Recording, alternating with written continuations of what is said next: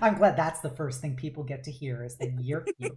Um, but yes, welcome everyone to another exciting episode of Ashes of the Last War. Everybody is unmuted after the initial pre-mute thing where I was the one not muted. But I hope you all are having a great night. My name is Obsidia, everybody's favorite Death Knight and the DM of this campaign.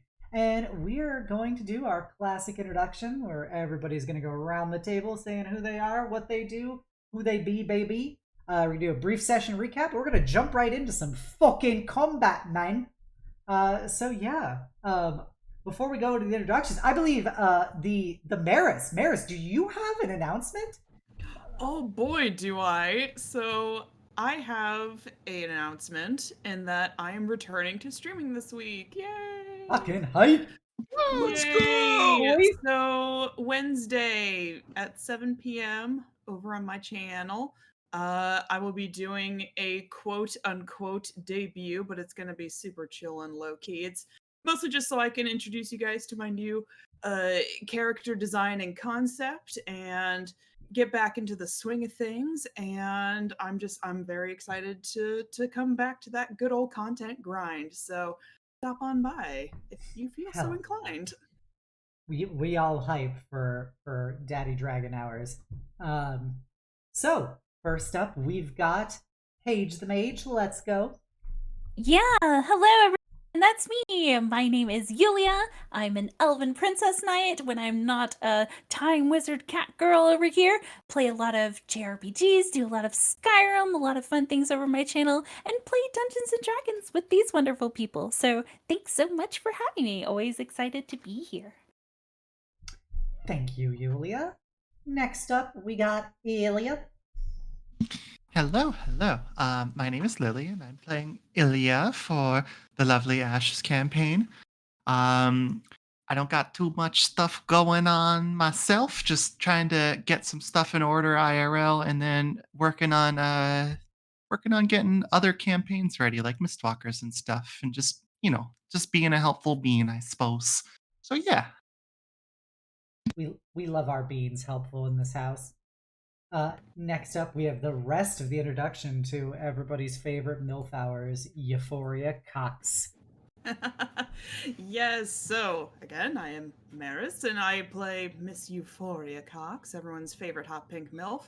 And yeah, welcome back once again for another episode of By Disasters, as played by me. So always happy to be here and be queer.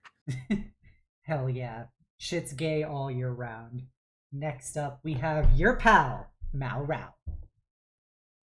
Hey, I'm Literal, and we'll be playing Malral today. That is all. Cool. He is spoken. Yep. Short and sweet. There you go. Also, you guys should go check out the YouTube video of the first episode of Lucid Spire, the Pathfinder campaign that Litro runs. You'll see another group of heckin' queers being disastrous. Episode 2 coming out this Saturday. Hell yeah. And then finally, last but never least, Ces. How's it going? It's me, Ces. Actually, it's me, a real-ass man, Sif, here. I don't have any announcements. My friends are making me play that gacha game, Honkai Star Rail, but that's really it. I love you guys tons. Please go stare at Maris this week. Please. I've seen their art. Please, it's so fucking hot. You guys gotta look at it. You guys have to look at it, please. Big waifu hours. Let's go. All right, everybody. Well, thank you. So previously on Eberron, Ashes of the Last War, our party was finishing their time at the charity auction aboard the world's largest, most uncrashable airship, the Goliath, when Paige became just confronted by a military man who was charming and dashing and complimented her on her skills, prowess, and appearance, and made some observations about the gathered people here as well as the hypocrisy of the event. Simultaneously, the MC of the auction announced that they would be presenting the Thronehold Peace Prize to the former Brailish commander, Knight Commander Ironclad Eichenwald, who was famous for his triumphant victory at the Battle of Seven Spears against the 7th Siren Lightbringers, and who would later one day become the Ashbringers that have terrorized the continent. And as he was accepting his prize and delivering his speech about his role in delivering peace, the ladies Lever, Esmeralda and Kalina, were talking to Malral in disgust that he was being presented with such an award due to the fact that he behaved so dishonorably and, committed such atrocities during the war to the Lightbringers that it seems in very poor taste, even if they would become the Ashbringers.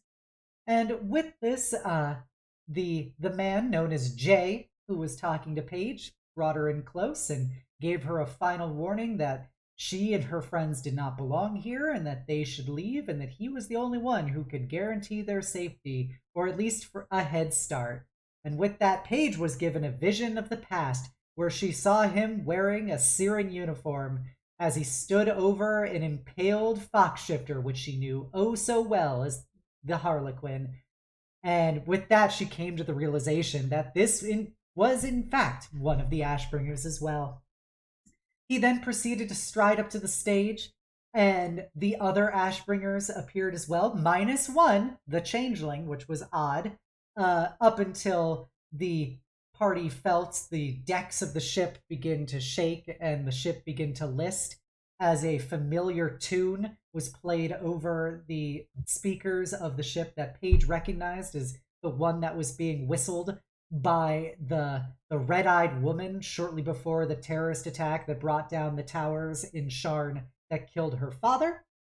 The head of the Ashbringers, otherwise known as the Widowmaker, proceeded to deliver one faithful slash through Knight Commander Eichenwald, which not only severed him in half and disintegrated him, but also tore a hole in the bulkhead itself. And with this, he and his companions began to rain destruction and death amongst the people who had attended the event. As half the party began to run, Euphoria and proceeded to go back and pull away her ex-husband, who was being locked in combat against the Revenant Ashbringer and her double-sided scimitar. And Malral tried to plead for some sanity from them before seeing it was on deaf ears. And as they were all dragged free, they proceeded to start trying to flee the ship. While fleeing the ship, they had to run through a casino portion full of summoned undead and warforged that were also going and rampantly killing everyone they saw. They had to battle through it and suffered grave harm, and they managed to last just long enough for the first of their pursuers to appear as the Harlequin herself arrived and began blasting lightning bolts through the various bits of terrain and walls to try and at least wound, but hopefully maim the party. But unfortunately, she did not succeed, and they were able to flee before the rest of her bombardment could come through. And then they were able to meet up with none other than Sky Captain Kairos and his trusty cousin, who came falling through an elevator shaft, who conveniently enough have the one operative airship that's docked with the Goliath itself that they could use as an escape. The party gathered up as many random crew and guests that they could find and proceeded to the top side, where Kairos and Syra began to run over to their airship to get the elemental core running, as the rest of the party have to fight off giant warforged titans, which are shooting down the various air skiffs that are trying to leave the ship before it crashes, so that there are no survivors. And Lily is a bully as we enter our wonderful fight. I use one control spell. It's all it Do it takes. again. It's all it takes. The damage is done. Trust shattered. Do it Alrighty. again. Let me get the do. Alright. So, the top of the round, we have none other than Illya. What do you want to do? I cast Ice Ball. Okay, you're putting it on that giant blue circle over the guy that you bullied? Yep, I'm bullying him harder. Alright. Cool, I'm cool. just Cool. You know, it's fine. I didn't want him to participate in this fight, so it's all right. He was just decoration. He was there to set up the stakes. Yeah. All right. So he has Anyways. disadvantage. In a shocking turn of events, he still failed. So that is 32 damage.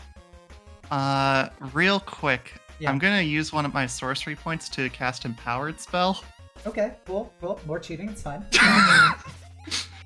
reroll 3 of those ones in there. Okay. So roll 3d6s. So that would be Just roll. Oh. Just -3 from whatever you just rolled. yeah -3. So So 11 more. 43 damage. Yeah! Wow. Okay. Cool. This is fine. This is fine. That robot does not look very good, and his little guys on him are very dead at this point, as they turn into ice and shatter into a million pieces. All right. I don't know why you're laughing, Lily. You know she's just gonna hit me harder to make up for it, Oh, right? I'm gonna hit Seth so hard. I know. Anyways, I'm gonna go over to say hi to the Larissa. You're gonna Hi, just, Larissa. I was about to just walk over his eye closed. That's my turn. All right, Euphoria. It is your turn. The giant robot over there is still standing, albeit barely. Not for long. So Challenge going- accepted. My note that also my Guardian of Faith is about to attack him again on his turn. The several ember ghosts. nice. All right. I summon Bloop, my echo, and I attack through my echo. Okay. There Give was him a the pokes. firefight. 21 to hit. You think a 21 hits in my campaign? Hope so. It does. Yay. I would say you also have advantage on these because of the 'Cause restrained he's condition. restrained because of Hot dog. Ilya cheating. That's 8 piercing damage. Okay. He's still alive, barely still alive. I do it again. Another one. Wait, another one. That's a miss. That's a nat 20. Ah, that's a hit. Well, you For safely another did 14 damage. 3 damage to him. So, you know what? I'm gonna give, since it wasn't Illya who killed him. What would you like your limit break to be against this giant robot man in an ice web? Ah, sick. All right. I want to do one of those ridiculous, Marvel movie deals where I run up the robot in my files and just like poke it in the head with my rapier, just and then that's the final hit. Okay. As you impale its head, the thing begins to crumble apart below you as your echo stands on a pile of its mechanical gizmos and bits. Sick. That's my turn. Okay. Malral.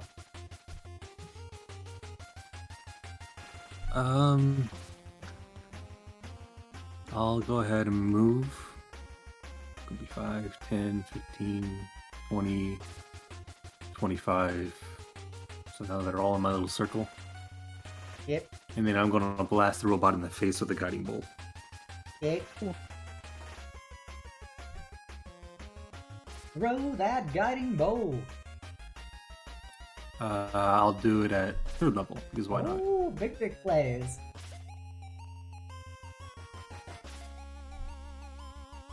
That's a 15. That is a miss. Okay. Here. That will... I don't have a bonus action, do I? No. Alright, yeah. Alright. I will end my turn there. Alright, your bolt just slams against his carapace and just a chunk of metal falls off, but it seems to be soaking it pretty well. Alright, Sass. What do you want to do, Sass? Alright, Obs. Okay, Obs. Last time I reckless attacked, this thing crit me and did a third of my health. And Perhaps. self-preservation says not to do it again, but we just killed one, so we're gonna do it again. Oh, I'm you're gonna feeling reckless. hype. I love it. I love that attitude. I can't wait to ruin it. Instant loss. Anyways, reckless attack, 15 misses. Yep. 26 hits. That's 18 damage. Yep. And then bonus action, spikes. Reckless is a 28. Here is 13 more damage to the big guy. Okay. He All didn't right. like it. Did not appreciate it. I get the feeling he's about to express himself very clearly in his next turn. Yes, he has opinions. Oh, gosh. All right, Larissa. Now that that big boy is down, Larissa's gonna flutter on over. She's at least happy with the fact of that if, in case of worst case scenario, she will live. On account of the flying. Doesn't exactly have to worry too much about falling. So Larissa is gonna fly over, and she did that already, so she is going to Seth, do you have Bardic Inspiration currently? Yes, I do. Okay. Paige, do you have Bardic Inspiration? I do. Alright. Let's go measure then for your boy Malral. Alright. Okay, Malral, actually, hit that thing better with your guiding bolt. Yeah. You have Bardic Inspiration. A little trophy next to me. Alright, and she is going to chuck an arrow at this guy.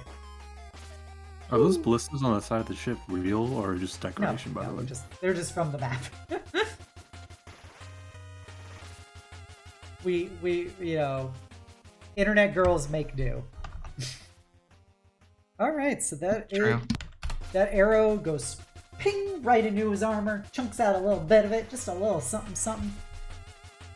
Zyclos is gonna just book it out of here. Runs past the mini ember ghosts currently guarding the exit. Yeah, you guys can do it! I believe in you! We're all fucked. Alright, so... It's okay, he helped in the first combat. That's more than I was expecting. He also chucked a firebolt in this combat, thank you very much. Not against the web person, because I'm not petty. You can never disagree with an additional fireball. Paige, it is your turn. Hi, well, considering, I'm gonna chill kind of back here. Cool. We love being back, and I've got plenty of stuff over here. So I'm gonna go ahead, and I haven't used too many third levels. Ooh, So, spicy. Hey, Cess again. Do it. Just don't get hit. It'll be fine. I'm gonna hit. I'm just gonna use an acid. I'm gonna use an acid arrow at third level. Okay. Chuck it. Oh, that's a hit. Nice. So it's Love- try to see how this is broken down. Alright, so it looks to be 14 damage this round and then 7 on his turn, right? Yeah, I think. Yeah, Okay. that's. Okay. Alright, kind of rude. Believe it. I see our casters just agreed to be just rude people. So first he's gonna take that 7 acid, and then is it a wisdom save for Spirit Guardians? That's a Malral question. Yeah, not that's a you. Malral question. Yeah, here, I'll go ahead and roll it right here. It should show up. Yeah, 16 wisdom. Yeah. Or they take 15. Yeah. Nope. He doesn't have disadvantage, Nice. but he also just did not succeed. Alright, cool. His little friends are in the aura too. I know. They're... I'm so sorry. I know. Again, just break web. You know, this is a roleplay. Roleplay heavy. It's like a Telltale game where Obsidian will remember that. Oh, she'll remember that. I have proof of her memories, and it's like the numerous wounds Ces has had to hold on to for the party. Yep. So, speaking of numerous Oh, you have 3 wounds, spellcasters in the party. 3 full casters. What do you want from us? So first off, I'm gonna try and squish Ces with a 26. Okay, yeah, that absolutely hits. That's 7 bludgeoning. 7. Make a strength saving throw. You got it. I'm good at those. Yeah. You are good at those. Does a 17. Yep. Yep. So 21 is dropped to 11 slashing. Mm-hmm. And then... Yes. You okay there? You okay there, Tiger? Me? Oh yeah, I'm fine. I was reading the 6 slashing part, but that's only if I'm prone. That's only if you're prone. Yeah, that's all you're prone. Not all of us can read fast. And It's then hammer and axe combo. I'm gonna be petty and I'm gonna shoot Paige with these arrows. No, I'm right here. It's not an advantage, but ah, damn it! Oh man. My pettiness has failed me. I'm right here. Pushes her tail.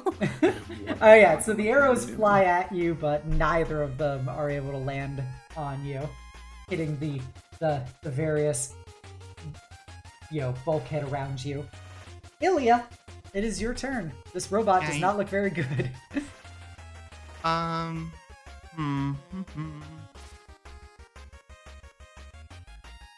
Let's see. I think what I'm gonna do. I mean, I could just cast another fireball. I mean, Yeah. it worked very well the last time. So, do we do it again? I see hot. Let's go. All right. I'm being told to do it again. So all right. This I'll is fucking the do it life you've again. chosen. You I freeze them, can't I wait melt to them, and they fucking just die. you I freeze feel them, I melt them, and they just crack That was a into the heat. misclick. I feel like the eldest child watching like the younger childs do whack shit, and knowing I'm gonna be punished for their behavior. I'm That gonna is blame you for knocking over the plant. all right. Illya, Yeah. how do you want to do your limit break? So, essentially, I got you. I It can had punish 19 myself hit in points. flavor. I can punish myself in flavor. So Illya just kind of just in sort of full panic mode is basically just like channeling all of the cold energy inside of herself. And you see the little vial on her chest just start to like glow blue as there's like a solid like layer of like steam almost coming off of her just by her existence in this situation. And as she casts the second ice flower, as it forms, you see like the blueness of her skin just shifts to being like a darker blue as the temperature continues to drop lower and lower. So she kind of like squints a bit in pain as the final situation happens and the ice expands to explode out and impale all those people on there. And as she does, she drops to one knee for a moment. All right. Malral and Ces, you are peppered with icy bits from this exploding robot and riders. But the icicles are harmless when impacting against your steely physiques. All right. And with that, jazz music stops. And okay, combat's over. Congratulations. Something doesn't feel right. Yay.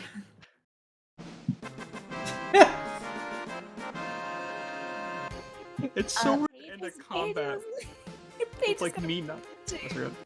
All right. Illya, especially that she kneeled over, just to make sure she's okay.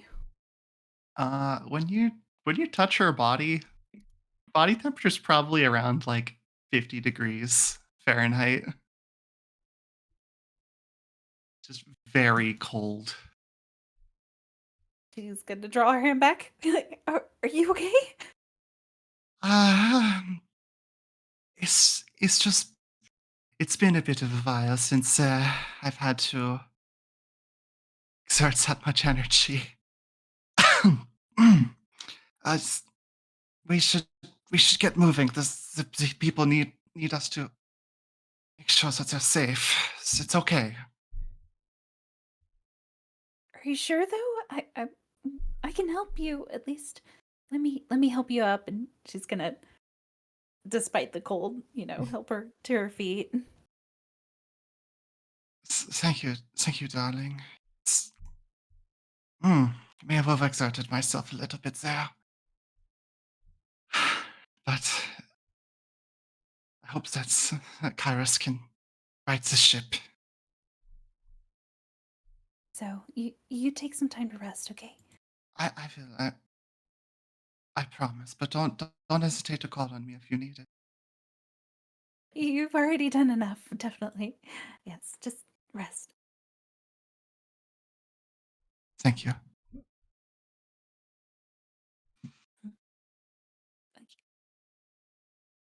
So, I'm assuming at some point Kairos and Syrah are able to come back out, right?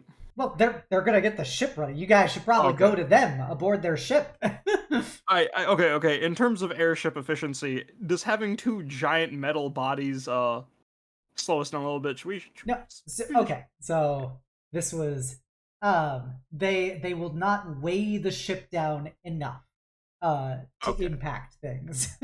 I just was wondering in character if we would shove these off or not. But if not, if cool. you I don't want if to. you want to shove them out, you do see Kairos standing at the helm, his eye patch off and both of his eyes glowing, with his dragon mark on full power, as Syra is dictating, orders to everybody to get this thing disconnected from the main ship, and also launching off some of the energy cannons, and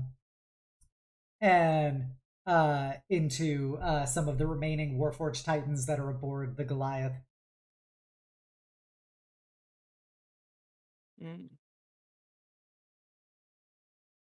at this point, Malral, are you gonna turn your embers off? We're gonna go back down to talk to them real quick. I feel like they would have worn off by now. I think it only lasts like 10 minutes. Yeah. All right. We need to get out of here as quick as we can. I'll just leave it to our trustworthy air crew. I think at this point, the rest of us, and by rest of us, I do mean everyone present, you can now join the conversation. Well, should just keep watch. I don't know. If we looks down at Illya and Page, if we're hurt, we can just go down below, okay? And the rest of us can stay up here, alright? We should help get the airship ready as quick as we can. Even if we're unskilled, we can still have working hands to do something. Otherwise, we should see if there's any civilians running by and point them towards the ship. The ship is uncoupling from the Goliath. You managed to get about 24 people off of it. Miscellaneous people aside from the people that have been identified, like Augustus and everything. But yeah, you see the ship is beginning to disconnect from the Goliath, which you now see is heading very, very close to the ground at this point. And as Kairos is flying it away, you do see. Let's have everybody make perception checks.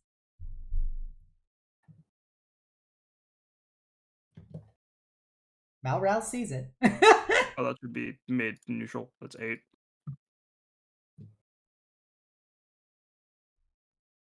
Okay, so Malral has a nat 20. We got an 8, a 12, a 19, and Yulia is too cool to roll. We got another 8. We're not very perceptive. Sisters. Euphoria and Malral see as you guys fly off. You guys are not as intimately acquainted with him, but you do see Jarek standing on the top of the airship, with his sword sheathed as he kind of waves you off with a smile. Very classily flip the bird. And with that, you see the ship begin to crumple as it impacts with the ground outside of Sharn, as it is an ungodly sound of this crash happening in real time. It is like thunder clapping with the screeching of the gods. And then you come to the critical mass point, where about halfway through the shattering of this ship, you see it start getting consumed with electrical energy as the air begins sucking back in towards the ship. And Kairos and Syra are trying doubly hard to get the silver lining out of this, as it is being pulled back towards the blast site of this Goliath. And then, in a sudden burst of energy, you see an enormous storm dragon, like the very tempest you saw when you captured it, burst out, and just the entire landscape around this is blackened and scorched, electricity coursing through everything. It starts to rain as the thunderous shrieks of the dragon detonate outwards and just almost disintegrate the remnants of this ship back into nothing. And the currents that are created from it almost send the silver lining end over end, but thankfully Kairos is as good as he claims he is sometimes. And the ship is able to not flip you guys over as the detonation happens, and as rain continues to pour across the landscape, as you're awakened with a new dawn of the lightning. You just hear the whirl of the airship and the pattering of rain as various air skiffs begin, leaving the sky dock on Sharn as you're flying towards it. Is there like we weren't the only airship, quote unquote, to escape the Goliath's downfall, Nope. right? Are there You were other the only are those airship to get out of there? weren't there any lifeboats or quote unquote It the got equivalent of? shot down. So we are the only survivors. We should probably tell the dockmaster, some official, about what happened on the Goliath. I think they're gonna figure out soon enough. Does it It look was like hard to miss, but I'm sure they'll question us anyway. Yeah. Is everyone all right? No, As good as we can be. I Mm. mean, Being able to save at least a few folks is more they than used to be heroes. Now I just witnessed them kill millions of innocent civilians. Oh, not millions. Hundreds. Yes, hundreds would be more appropriate.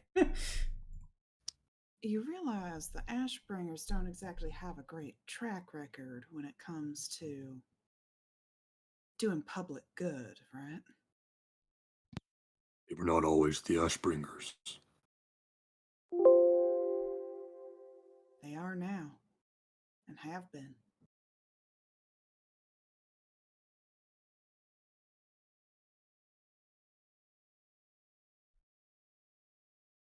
I knew them growing up as the Lightbringers.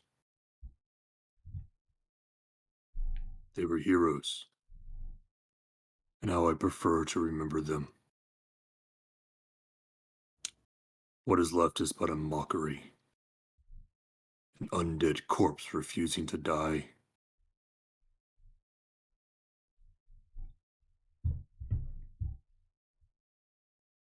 A remnant. well, You see his grip tightening on the guardrail. I'm guessing they're all looking out over the destruction of a currently crashing ship. you seem to know so much about them. I'm sure that we will meet them again, considering at least these folks have encountered some quite a number of times, all tragedies. I fought alongside them once.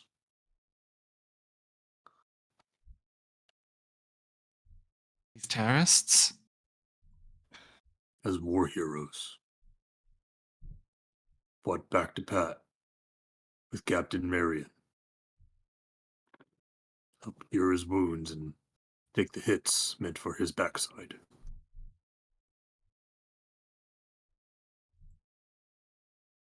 He was a good man.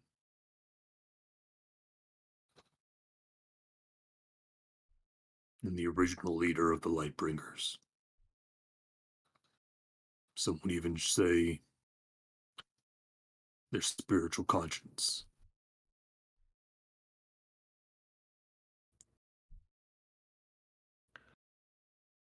Yeah, he was not the original leader. He was their spiritual conscience, correct. He was their bannerman for the unit. Just for clarity. Oh, all right. I have in my notes captain. I guess I just Yeah, saw he is a captain. captain. Oh, commander. The highest ranking person was a field marshal, which is like a rank higher than general, basically. He was the Flash of the Justice League. Got it.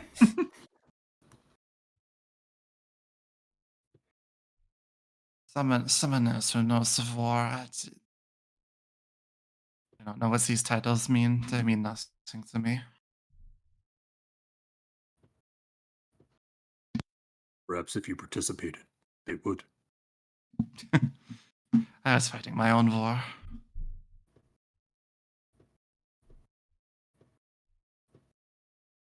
Well, this is Like, another way I want- he lived. That's like something, right? True. True. A lot of other people didn't, though. But That was not the first time I've experienced such a revelation. I think we should collect our thoughts, because the authorities are going to have a few questions. And we need to give all the information we can so something like this doesn't happen again.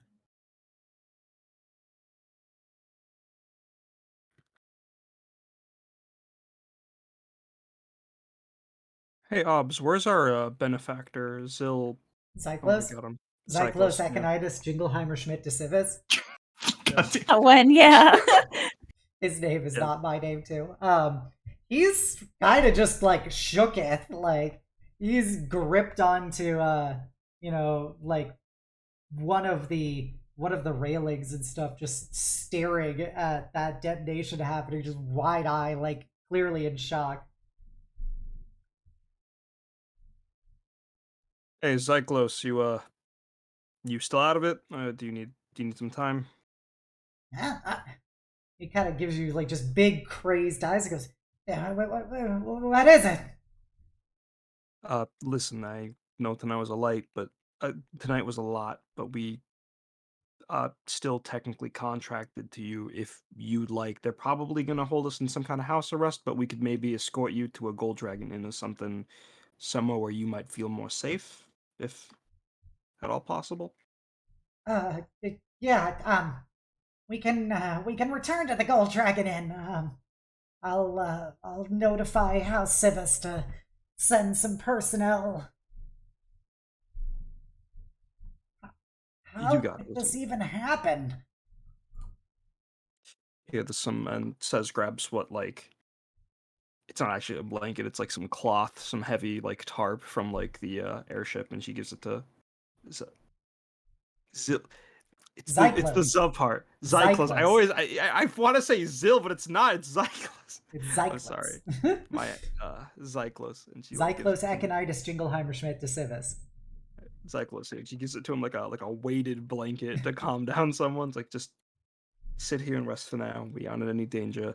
Listen, guys, I'm gonna go check in with Kairos and Syrah, make sure we're not gonna crash, and also what we need to do next upon docking. Because if we are gonna get interrogated, or interviewed about what happened, they would probably be the first to know, right?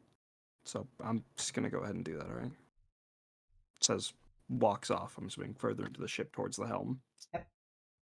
As Cess proceeds to talk to Kairos and Syra, is there anything anybody else wants to say while they're chilling for a moment before you guys dock back?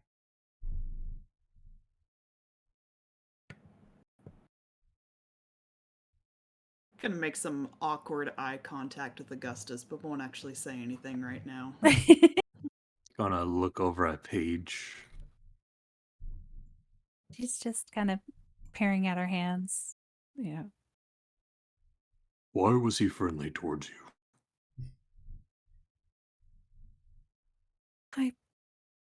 I don't know. He was saying something about knowing a shifter before someone that was like me, but I don't know what that means exactly.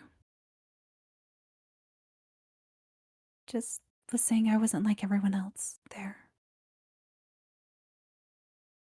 Or if it is because you were a mage. He did date Commander Artemis back before they were still the Lightbringers. Hmm. Perhaps I'm not sure. He really didn't say anything other than just being a shifter. That could be something to do with it, though, but I'm sure there are other mages there. I believe you saw her. She shot lightning at us. Or at least, Definitely got the other end of it. what was once her shot lightning at us. I do not know what she is now. But that is most definitely not Artemis. I think her name is Harlequin now. That If I was her believe. nickname, yes. We ran into her before then. Well, did help us out a little bit. There is Field Marshal Jarek, known as Widowmaker, the one who spoke to you. Commander Artemis, known as Harlequin, the shifter who shot lightning at us.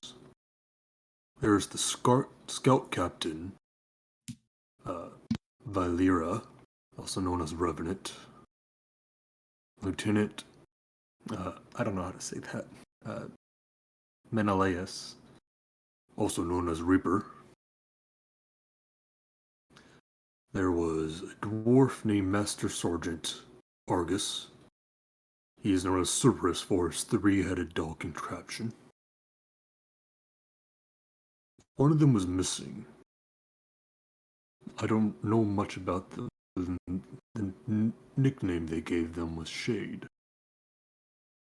And lastly, there was the Warforged among them, known as Arc 11.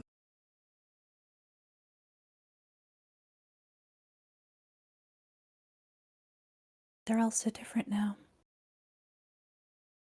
I feel like I keep seeing pieces from their past and what they used to be. It's not like that anymore. People change when they experience something awful. The morning was very awful. Hmm.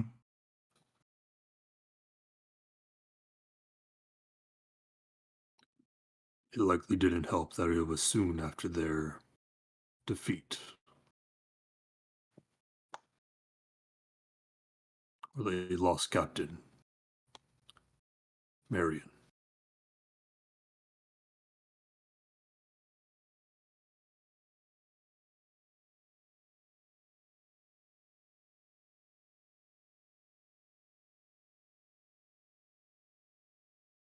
Well, whatever you thought that they were, it's obviously no longer them.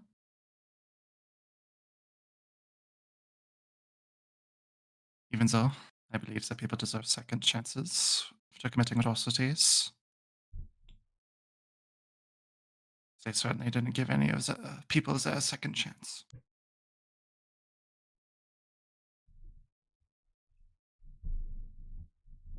But, like, shouldn't they be dead now? Like, if they were on that ship, like, isn't that, like, problem solved? If they got on it, I can only imagine that they have a way to get off. I'm not entirely sure they're fully alive either.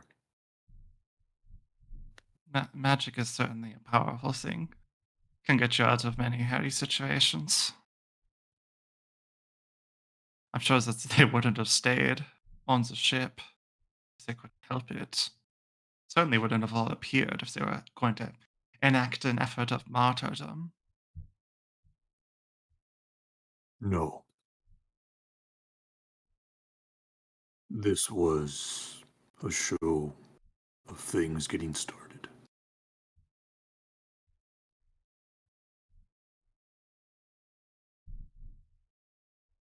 In an opening act. Cess. You see, Yep. you guys are getting pretty close to, the skydock now, because the Silver Lining makes pretty good speed, and you weren't that far out of the city itself, as, Kairos's glowing eyes are, guiding the ship in. Oh, Illya! Oh yeah, that's me. Yeah, what's up?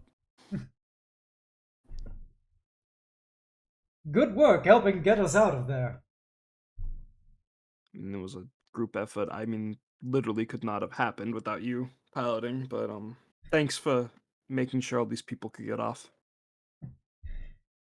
My only regret is I couldn't save more. Did you see any other ships make it out of there? Any other hints that people found a way out? I know all the airships, all the life airships were shot down. Were there any other ways off that you might know of? Maybe a teleportation cycle or something? He looks back towards the crash site, and his glowing eyes kind of dim a little bit. He goes, presumably my uncle would have had some kind of failsafe mechanism to at least get him and the rest of the piloting crew out of there, but I don't detect any other slipstreams that have departed it.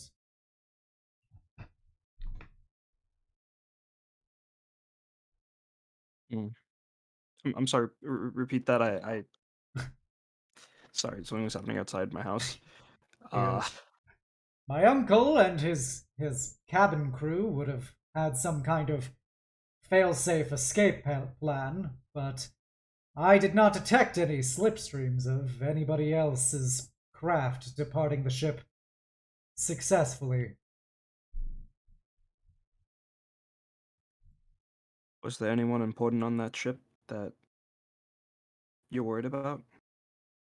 Besides your immediate family, it sounds like they have a way out. But Because I only had my family and there was it's it's nothing. Some things I guess can't be changed. I mean, I wouldn't be saying that. I mean, you made a huge change here. You made a huge difference. I mean, if you weren't here, those hundreds could have become hundreds plus dozens. I'm not so good at the math, but you get my point, right? Each day brings in that chance for change. Now, I totally have no idea what you could be talking about, but He gives kind of a sad smile to you and goes, Illya, it was the least I can do, and it's about as much as can be expected from someone like me. I don't know what you've been telling yourself, but we've all definitely come to understand what you truly bring. Listen, if you ever, I know you already made the offer to Jubilee's mom, but if you ever just want a place to stay or come visit, you and your cousin are more than welcome at our house in Greywall. Okay? So noted, my dear, so noted. I will, take that under consideration. I assume my family is going to be keeping me quite busy after kind of gestures towards the crash site. This. I mean, definitely a sign of good faith in your skills. Unfortunately, they just weren't good enough to save more and to save someone who gave me some kind words. This person that nice? She was pretty great. I don't know, she seemed to know me even though I'd never seen her before. And yeah, it was nice to have somebody to talk to who was not involved in all of this, as he gestures to you guys. I get you, I get you. That outside perspective helps a lot. But, if this person truly was that important to you, then, or that nice to you, rather, well, life has a funny way of having it come back to you again, some way, shape, or form. Besides, she might even be on the ship. We haven't looked at everybody who's gotten on board. Trust me, I would have remembered somebody like her. Don't be harsh on yourself if you miss. That happens. And like I said, life is a funny way of working out, okay? Gives you just a little smile. And with that, you guys feel the slight impact as the ship docks in the skydock, and you see there are dozens and dozens of City Watch and House Thrashk investigators, as well as lots of the other house personnel waiting for your ship to dock. And as the link comes in, a group of them will hop aboard. You see a team of humans and half-orcs wearing the House Thrashk heraldry, and they're being led by a female human. She's probably in her 50s, and she kind of looks and goes, "Is this everyone? Is this all that we're able to leave the Goliath?" That we know of. What happened?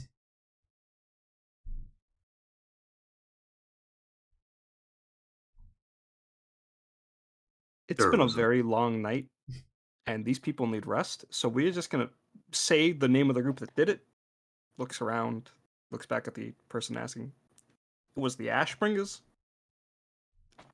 There are probably more questions, but these people are hurt, panicking, and they just need rest.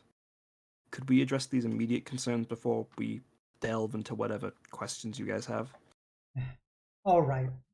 You all will be temporarily confined to the Gold Dragon Inn you were staying at, pending the results of our further inquiries and investigation. Any of the wounded we will take to the houses to be healed, and everyone else will be temporarily detained. We will get to the bottom about what happened.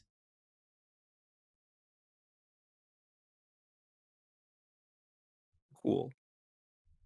Okay, Jingleheimer Smith, let's take you to the inn, okay? And I'm assuming Kairos and Sarah will guide the refugees to. Yeah. Okay, cool. All right. And so guards kind of shepherd the various groups of people various of the survivors will kind of, the ones who aren't still in shock will, be crying and thanking you guys for saving them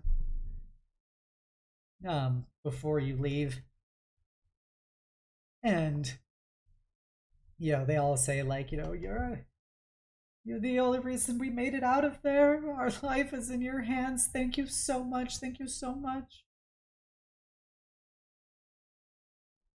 And as you, your companions, Xyklos, Augustus, and Oriana are brought into the Gold Dragon Inn, a halfling, the halfling woman in her little pencil skirt looks up at you guys and goes, I understand that there's been a lot that's happened tonight, but we will ensure that the time you'll spend here, pending the results of the investigation, will be as comfortable as possible. If you please would like to proceed to your rooms and let us know if you need anything. Thank you very much. Very Thumbs comforting. up. Thank you. All right. As you guys get, brought back to your particular area of the inn, it's been kind of also shoehorned that the other people that are with you have been given access to your area because they want to keep them all in a central pocket dimension. So in the group room, you will see Oriana is tending to an injury Augustus sustained on his arm, where it looks like as he takes off a shield that was strapped to his arm that has a huge gouge made in it and a piercing right through where presumably the handle was wrapped on his wrist from the revenant. And Oriana is whispering some words as she is trying to heal it. And she is, in between healing him, she is glaring at Euphoria. Oh, boy. I'll just look to the group and say, give me a moment. I have some business to attend to. Do you want one of us to come with you for moral support?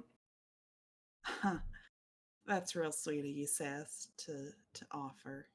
I think I would like a few choice words alone with Augie. I'll be right back. Hey, Euphoria. Hmm? Before you go,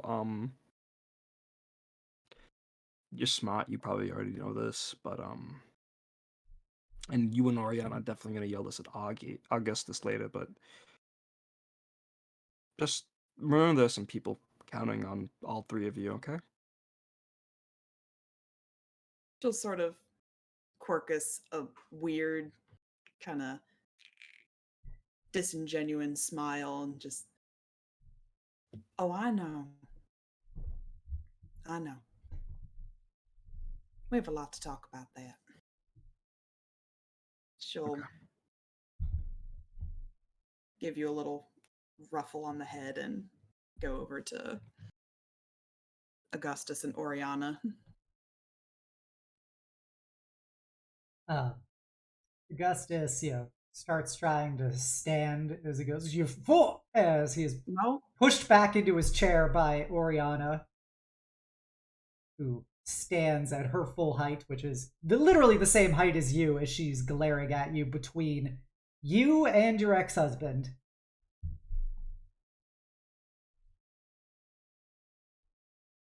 Something to say? The only reason why Augustus has been injured is because of you. The only reason he's alive is because of me. You're welcome. He had only been putting himself at risk for you. I do not understand why. I'm flattered, but again, you're welcome.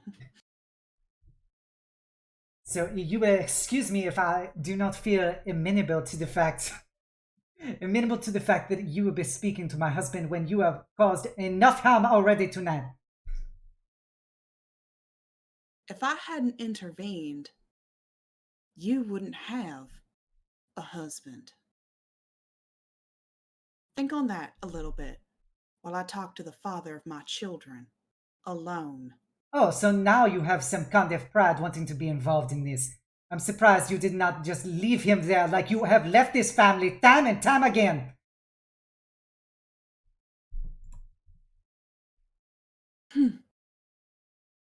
Everything that I have done is for my family.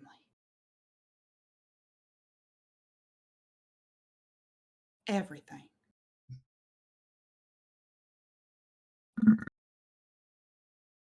Not all of us can afford to smother and spoil our children. Not all of us want to. But that's irrelevant. I'm not here to argue with you, Oriana. As much fun as it is to try to cut you down to size. It is the only thing you have ever been good for is cutting things. All right, all right. I can handle this myself, dear. I think I can take a few moments toe to toe with Euphoria. I think you need a chance to relax a little. It has been a difficult evening. But Oriana, please. Yeah. She glares at Euphoria and starts muttering under her breath curses and infernal as Augustus kind of moves his left hand, where the cut's still recently healed and scarred on him. He goes, all right, would you like to go someplace a little more, I guess, alone? Not this time, Augie. We can't have you moving around just yet. You all right? You know how it is. It's all a part of the job. Right. How about you? I'm all right. I'm all right. These companions of Juby, they're good in a scrap. But I'm sorry, Augie. I am furious right now. I really am. I can only imagine you and Oriana have that effect on each other. I'm not talking about Oriana, not this time. I'm talking about you. What about me? If I hadn't stepped in, you were truly stubborn and boneheaded enough that you were going to go down in a blaze of glory with that ship. I was trying to protect you. Don't need your protection. But you know who does? Magnolia.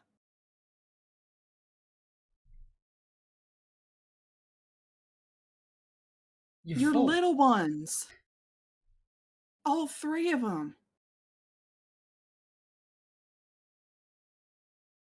What would they have done? Please, woman. You have to realize this is a part of the job. I was there performing my duties to protect my ward, and when all of this happened, I did everything in my capacity to ensure the protection of my ward, as well as my wife and my ex-wife, for whatever reason I still care about.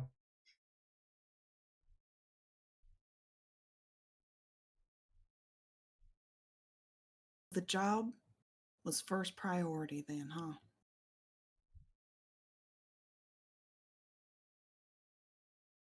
I don't recall I don't recall that being the case a few years ago.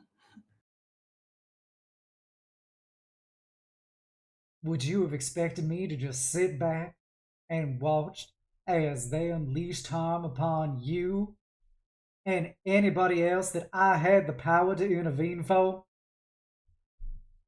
I expected you to have enough sense to stay alive for those who need you.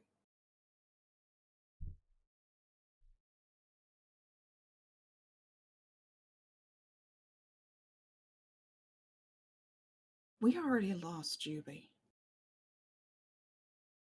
I can't guarantee that I can find a way to get her back. We're not losing another Ravamont. We're just not. You hear me?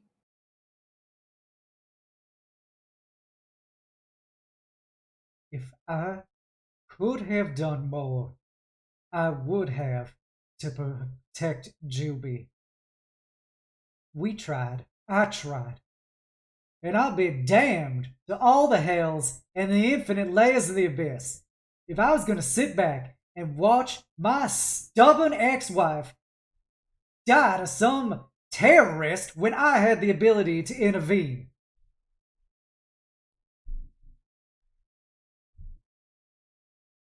So you expect me to believe that you were going to stay on that ship for me? And Oriana, of course. Right. Well, there never was much sense in arguing with you. It's like talking to a brick wall. I'm well aware of what it is like to talk to you in a confrontational manner. There's a reason why we are no longer married, and it was not because of a dispute over our particular families. It was always because of us.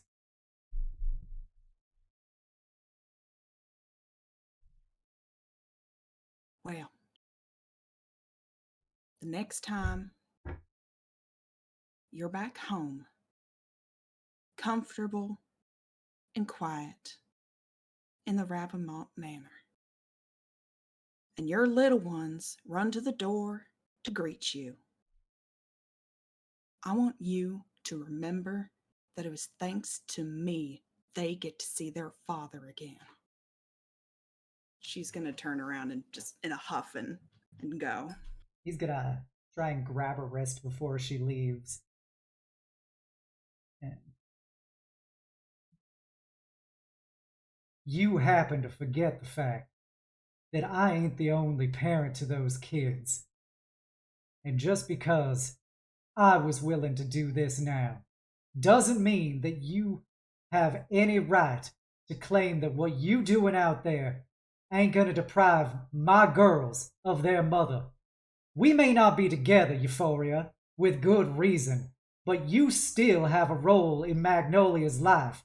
And if I have anything to do on this world or anyone afterwards, it will be in Juby's as well. So don't you dare try to simply run away from me and run away from them, thinking you on some Lone Ranger crusade of your own. We've always been a family, regardless of whether you've been there or not. Because those girls, they need you, even when you ain't there.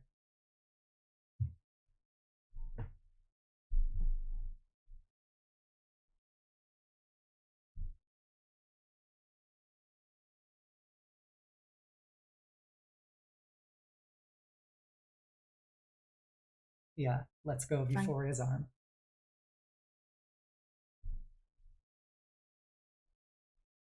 I did everything to prepare our girls for the cruelty of this world. And my only regret is some lessons didn't stick.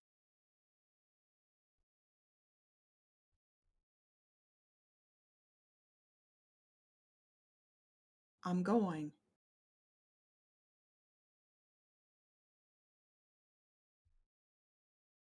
I'm getting her back. Augustus. Me. I am getting her back.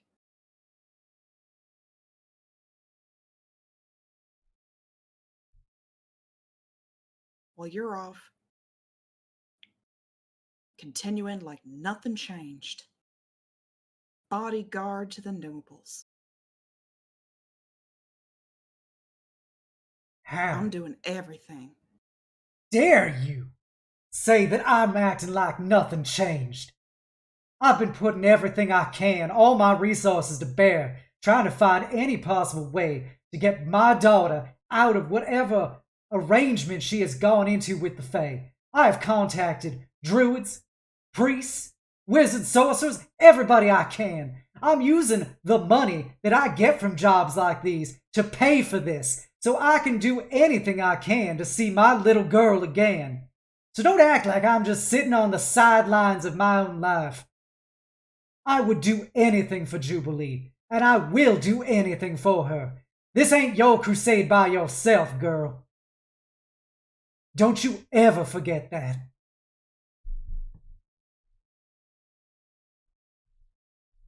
Sometimes I really wish it was.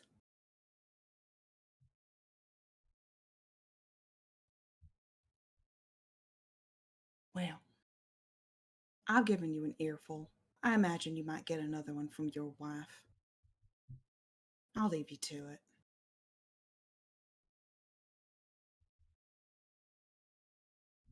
He just shakes his head. Turns back and goes goes to sit back down as Oriana comes back to him. And she continues to stare daggers into Jubilee as she starts, just kind of whispering to Augustus. Let's give a huff and a shake of her head. She doesn't have the energy to fight Oriana right now, much as she usually would in this situation, but she'll return to the group. She has that false appearance of being calm, but like if you were to look closely, she's got like the metaphorical steam coming out of her ears. Like she is so furious right now. Just goes back to the group. Please tell me there's a bar in this room. Yes, like, there is a bar.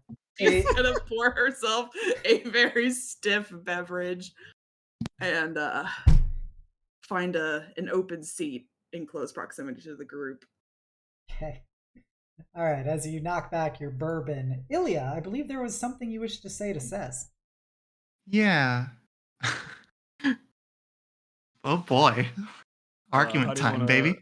How do you want to start this? Yeah, so I could say a quick thing to Paige if you want that as a trigger. Yeah, if go she's for here. Yep. Paige, you there? I am. Hey sis, you okay? I'm. Can anyone be right now? I don't know. I mean, as okay as you can be after watching what's probably going to be an international tragedy. Right. But aside from that, from like the rest of today, are you fine?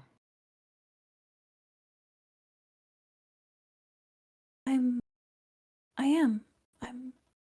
I'm doing all right. Why do you ask?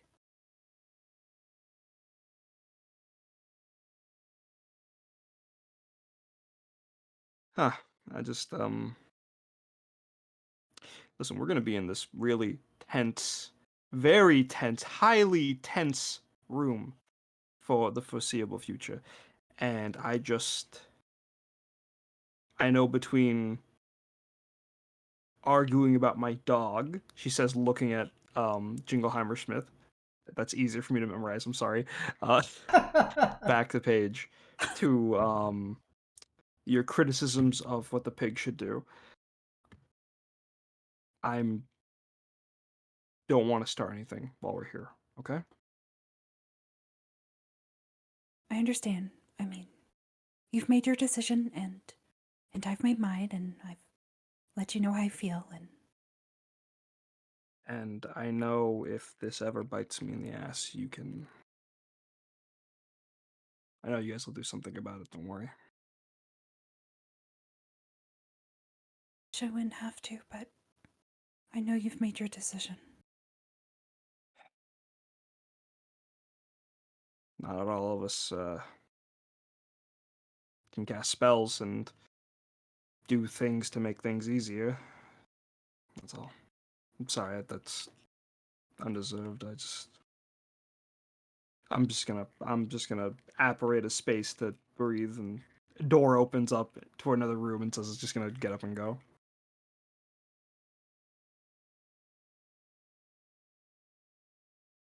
Opens her mouth as if to say something, but just closes it and lets her go. Illya, kind of watching this conversation, just takes a look over at Paige and says, I'll, I'll try and talk to her. She's stubborn, but my sister. I can see that stubbornness is a common trait in people we love. Yeah. I mean, go ahead and try to talk to her. I'm sure she needs someone else to talk to as well. So If anything, I can help her cool off. you are good at doing that. All right. She'll stand up and kind of go walk over and knock on the door that Sess made. It's unlocked if you want to just walk in. Do you respond to the knock? She's trying to be polite. There isn't a response, but it's not like she slammed the door. Mm. I don't know. She'll just quietly open it and just say, Sess. Uh, as you look into the room, thank God for how fucking amazing the concept of the gold dragon in is. You see a like sea of clouds. Obviously, you can tell the room itself is not that big, but the entire floor is like covered in clouds, and it's pretty much the view from the Goliath prior to everything happening. It's how beautiful that sky looked prior to its crash. And from like the floor of cloud, a single arm pops up waving towards you. Already longing for the times that we lost tonight, aren't you? Are you, Sess? It was just really pretty. And Spike likes the color a lot. Blue Uh, or it's uh, white? it's the reds. Of course. He's uh Then he's somewhere in the clouds. I'll find him later. But what's up? just I couldn't help but just notice that, well, things aren't exactly working in harmony in our group at the current moment. Well, let's see. Let's go down the list of things that have happened in this group without break. Paint. I'm just gonna put that there. We don't have to open that box. Juby, another box I don't feel like opening. Let's skip a few of the other ones, because those are painful to the people to you immediately here. Like, I'm not gonna list examples, just say the Seekers in general, and international tragedy. Or national, maybe it just affects the area around Sean, but it's probably international. It's I don't think anyone is able to cope with this right now. No, and I don't expect you to be able to cope with it right now. I, for one, can't exactly talk very much about how to cope with things well. Mm. You're doing a good job of it though now that you're finally able to, yeah? Trying. Really, I just reset myself to a bit of a zero state. And Hey, going from there. Are you gonna like stand by the door? Or are you gonna come over here and lie in the clouds with me? You know, I never had the opportunities. That does sound lovely. She'll close the door and kind of walk in and just she won't immediately just like fall back, but she'll just kind of like kneel down before like kind of letting herself like go to the side and have her hand prop herself up on the cloud. Just kind of look down. Magic's so fucking weird. I feel like I should be falling, but I'm not going to. It's No, this weird state of I'm here, but I'm not. Like, I should be dead, but I'm not. You know? It's strangely comforting. you shouldn't be. What do you mean? You shouldn't be dead.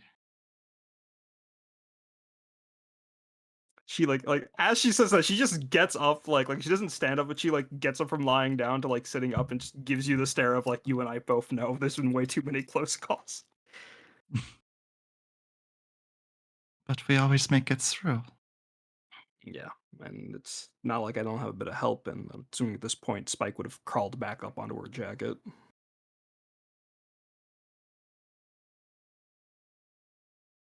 I'm not about to give you some sort of spiel or what have you about Spike.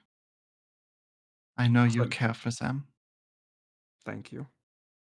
At least there seems to be a bit more of an open dialogue going on this end. I just you and your sister having spats, disagreeing.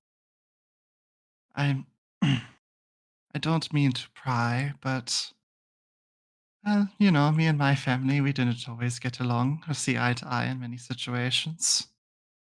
And it just I don't like to see you like this. I don't like to see people like that when I can help it. So, are you feeling all right about how things are going? No, no one likes fighting with their sister. I just I don't know what else to do. I just trying to be as clear as possible that we're all trying to make the best of what we got. As much as I know that Dale armaments are dangerous, Spike so far hasn't, and well, I didn't want to call out Paige for this, but if it wasn't for Spike, I wouldn't have been able to react the way I did today when I got stunned. Mm. When did you get stunned? Don't tell Paige that I was paying attention to this, but when she made me faster, she didn't. I think it was the adrenaline, or maybe because we were just running. She walked up and got hurt, and that caused her to lose focus on the spell. I mean, I can't even imagine concentrating on something as simple as a crossword puzzle when getting bopped over the head. And well, you know, the magic failed, and then I just suddenly all that adrenaline I was getting from the magic hit me at once. And I still remember how like dull my head felt during that. And then Spike sort of just took that pain away from me. Are you scared? I was scared for my sister. She went down. I can still see like the cuts on her from that fight. Makes my neck chill. The hairs on my back stand.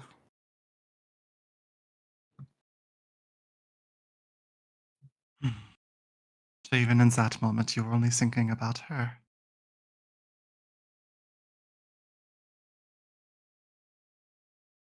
Listen, I love you guys, okay? I know we haven't known each other for too long, but spill this much blood with a person, you develop bonds tighter than friendship. But Paige is all I've got left. And if I were to lose that, I wouldn't know what I'd do.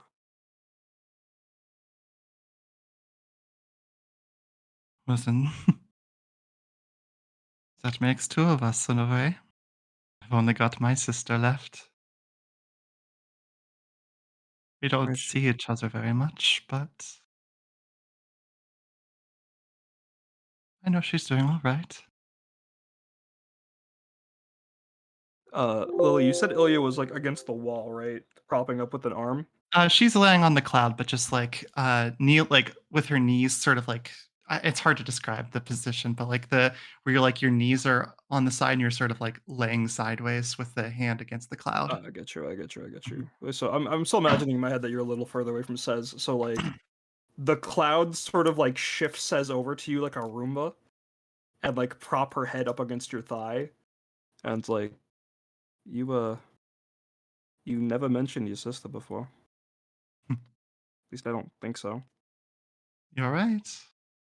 I told you about my siblings that I had two. One named Esteval and one named Acorn, but aside from that, Esteval's here and Acorn is out, well, who knows where. Living her life, sure.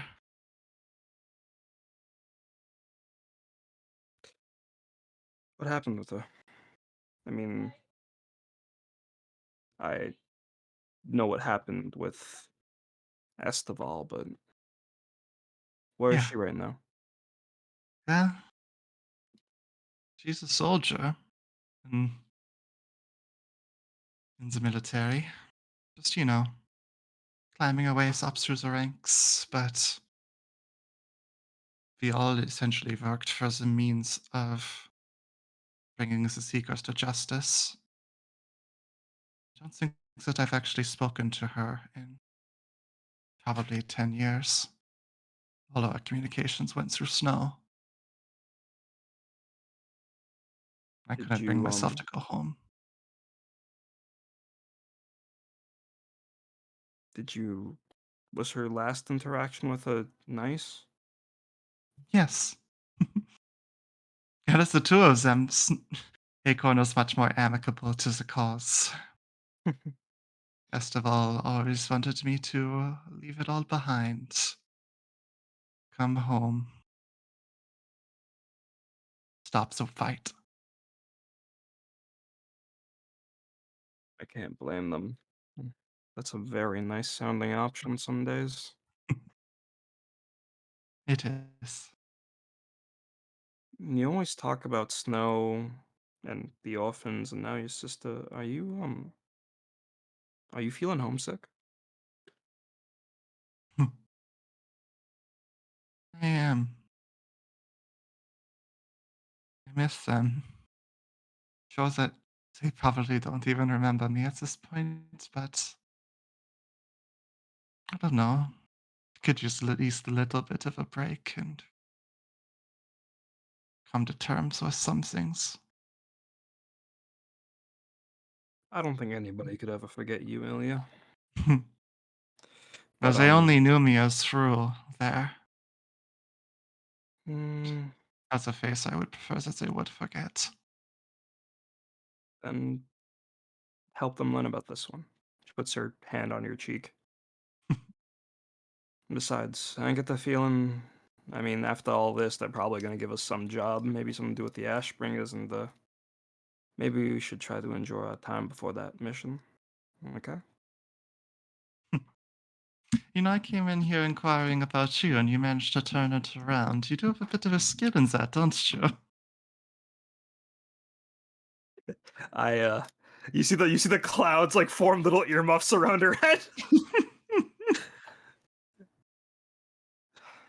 Listen, Cess. She's gonna put her hand on Cess, and it is warmed up a bit, but it's still much colder than any flesh really should be. Hmm. You know that you and Paige and Juby means the world to me, and I just want to make sure that you're keeping yourself healthy, keeping yourself well. I know that this is a lot of pressure, and by God, we've experienced yet another tragedy and a long string of misfortunes.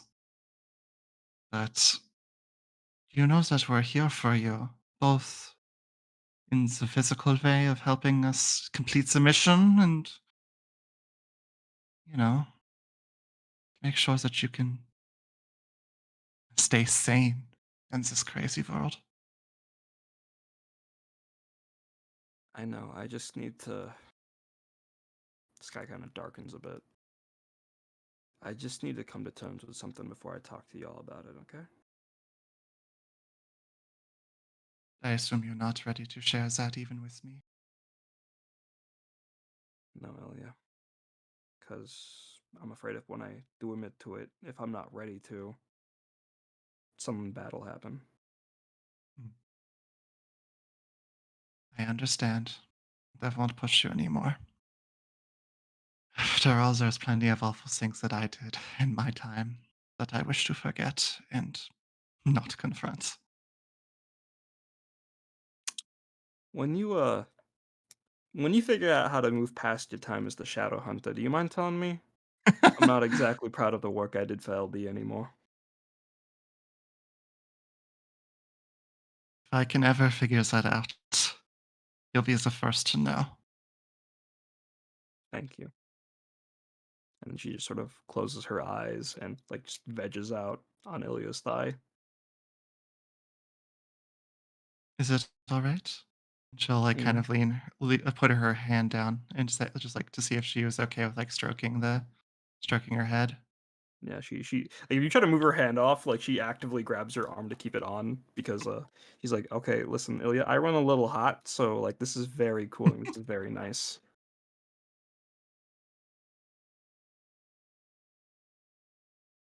I understand. And she'll just put her hand onto Cess's cheek, let the like sizzle come through, just let it kind of warm itself and just be like, they all need some time to cool down. And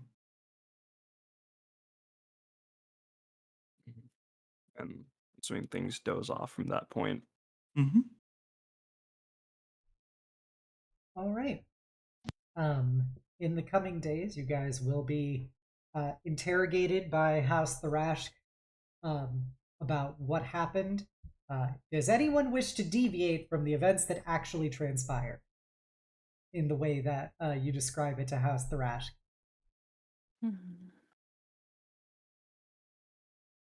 Is anyone gonna lie? Yeah, does anyone want to lie, basically? I'll just say that Illya did not see enough of what actually happened to be able to lie. I don't think that Paige would initially mention that one of the Ashbringers came up to her at first and warned her to leave. Your communication with that Ashbringer will get, relayed from one of your other compatriots who is not lying. So you will get confronted about why one of the Ashbringers was talking to you. Presumably, I don't think you said them any detail besides the fact that you were different and should leave. But they will kind of probe you on that. What will be your response to that? Just that she didn't know who it was at the time. Okay. Yeah. All right. After the first 2 days of getting all the interrogations, you guys kind of hear it through the grapevine that it's all over the newspapers about the attack on the Goliath, and that it's already been leaked that it was an Ashbringers terrorist attack, and that the one thing that is odd is that the Heart of Darkness is missing from the crash site, from that massive detonation and explosion and everything. The Heart of Darkness itself, it was not detected on the site, nor were there anything besides the slightest residual kyber radiation from it. So, as opposed to it being destroyed, it seems like it was taken from the Goliath, which is an oddity. So that's all over the newspapers, that the Heart of Darkness has been stolen in addition to the terrorist attack. And in your final day of house arrest, eventually House Thrash will, that woman will approach you guys and say, "All right, we've seemed to have learned everything about what happened and corroborated your stories with those we could. Um, we are deeply sorry that you had to go through the experience of what happened aboard that ship, but you're free to leave the inn."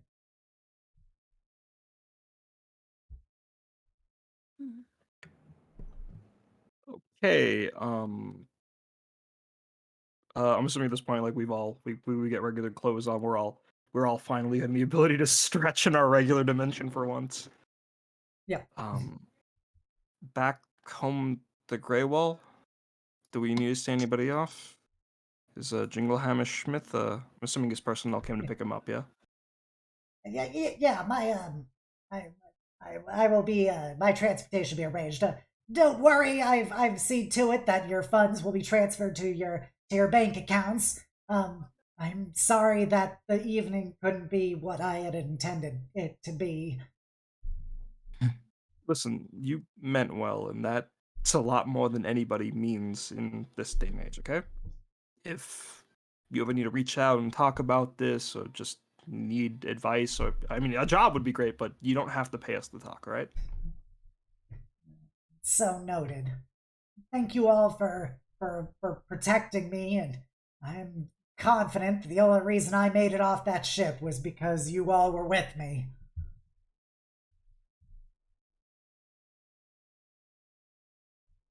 That's one job completed successfully, at least.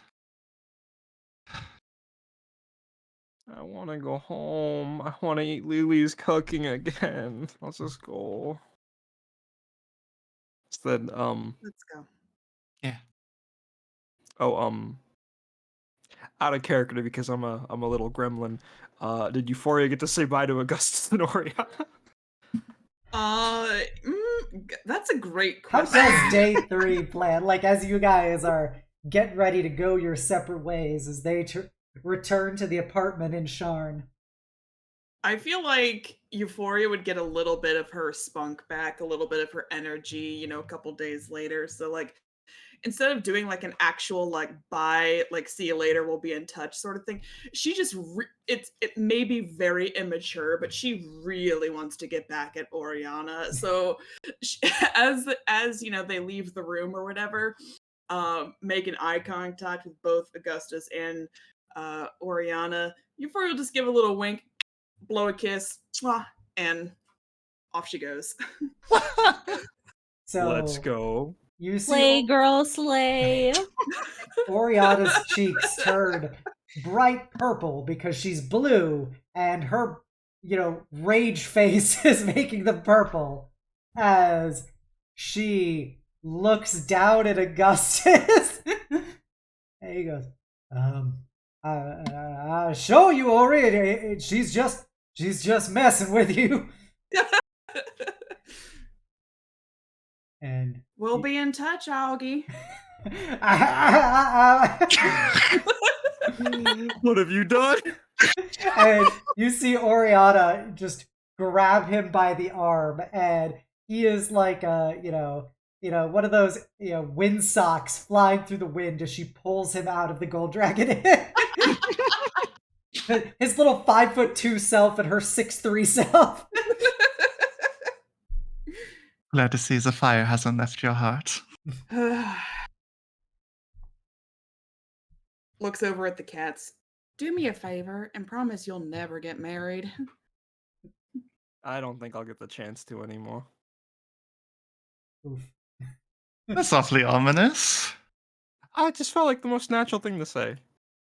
Oh, and before you feel the need to answer that, just so you don't have to, I snagged these, and she hands Paige a box of Sharn, a bag of Sharn snacks. I cannot think of a funny brand name pun with Sharn. This world's equivalent of Takis. Here you go. I'm married to food. We don't get we don't get these like processed snacks back in Greywall because everything's like handmade. So it's just nice, is all. It's just not Conveniently open. entirely a bad thing. What's Sorry wrong to with open the processed bag. food? Nope, nothing. Mouthful of Takis. All right, are we going now, or Yes, the Yulia eating ASMR. Sorry. Do you guys wish to return to Greywall? Yeah, I missed Lily's cooking. Oh, and like everybody else too. All right. Yeah, I feel like some art therapy is in order. So All right. Sorry, Illya. I was gonna say, I just said absolutely. Okay. You guys take the lightning rail back, which was probably the safest form of transportation right now by comparison. House Orient is definitely going to profit from this catastrophic error by House Leander. Stonks. I wonder if it's connected. Bum, Just bum, this way. bum. Sorry, what'd you say, Litra? All going perfectly to plan. All according to Kaikaku is fucking paint over here.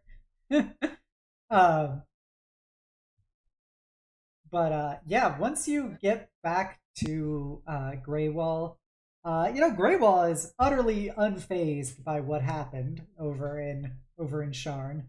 It's almost seems weird how, slice of lifey it is to return to this city, because Sharn was a powder keg after that terrorist attack, and just guards everywhere, people full of anxiety, worried about the Ashbringers striking again, stuff like that. And here you are back in Greywall, where it's just pastoral, backwards living by comparison, as you get a little coach to take you back to your mansion.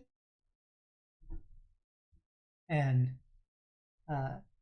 as you go to open the door, Lily actually looks a little frantic as she looks up at you guys. Her hair is a little out of order, a little fraying. She's got some bags under her eyes.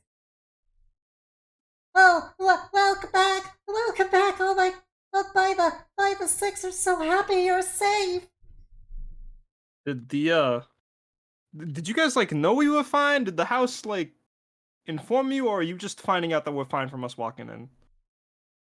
I heard from the people in the enclave that there was an attack on, and it was the place that you were going, and that there was only one thing that made it out of there, and it was an airship. And I just assumed that if anybody was gonna survive, it was gonna be you. We appreciate that faith, Lily, but like it turns back to the party. We really gotta like hammer down informing everyone back at home to our well-being. There's also Sylvana's been acting very strange for the last day or so.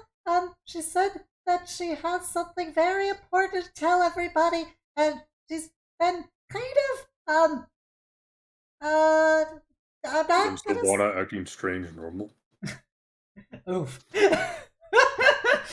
Damn. Okay, slaying this bitch, and she's not even on screen. But yeah, it is. So every time he's met her, I know it's a valid statement from Malral. However, damn. But yeah, she's been frantic and talking and nonsense, and she said that she needed everybody here, and it's very important. It could be disastrous for everything. Okay. So that sounds like a bit more than a bit of missings us. Yeah, let's calm down a moment. Let's get in through the door first and foremost.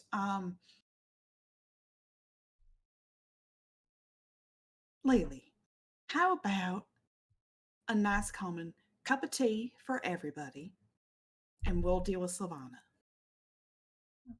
Oh, yes, Lady Ravelmont. Oh wait, Lily, before you go, We missed you. Could we also have lunch?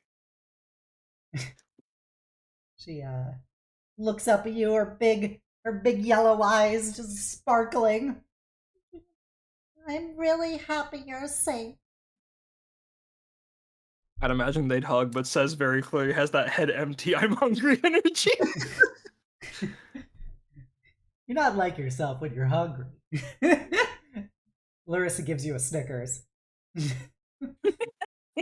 The equivalent of A Schnarkers.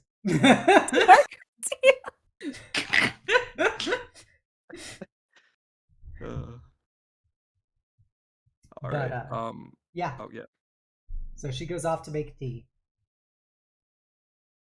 I'm assuming the party as a whole goes to Sylvana's room, where presumably she's holed up. Yeah. Yeah. Who wants to be the one to open the door or knock on it? Malral takes a step back. I can do it. You sure? I'm Yeah. fine doing it. I just okay. You go for it. Okay. She's gonna walk forward and knock on the door. The sorry. Mhm. Say what Nope. you were gonna say. She was just gonna be like, "Hello." The door, like, very briefly flies open, and you all have like a brief look at the interior of Sylvana's room, and it's much like what there was a preview of many episodes ago, where the walls are just covered in like maybe 15 different languages in arcane nonsense as far as most of you are concerned. And then there's lots of like weird drawings along basically every surface. And it you notice there's clearly summoning areas where you see some reddish stains on the floor, and you see a rather disheveled looking Sylvana, who she seems to be like glitching, but it seems like there is a bit of self-awareness about it right now. She seems to be aware of how frantic she is being as she looks at you, and promptly her eyes go very wide as she runs up and, gives Paige a huge hug as she opens the door. Sylvana, is everything okay? What's going on? I was so worried. I was concerned that something may have happened to you all. I've just been spending the last several days in utter terror.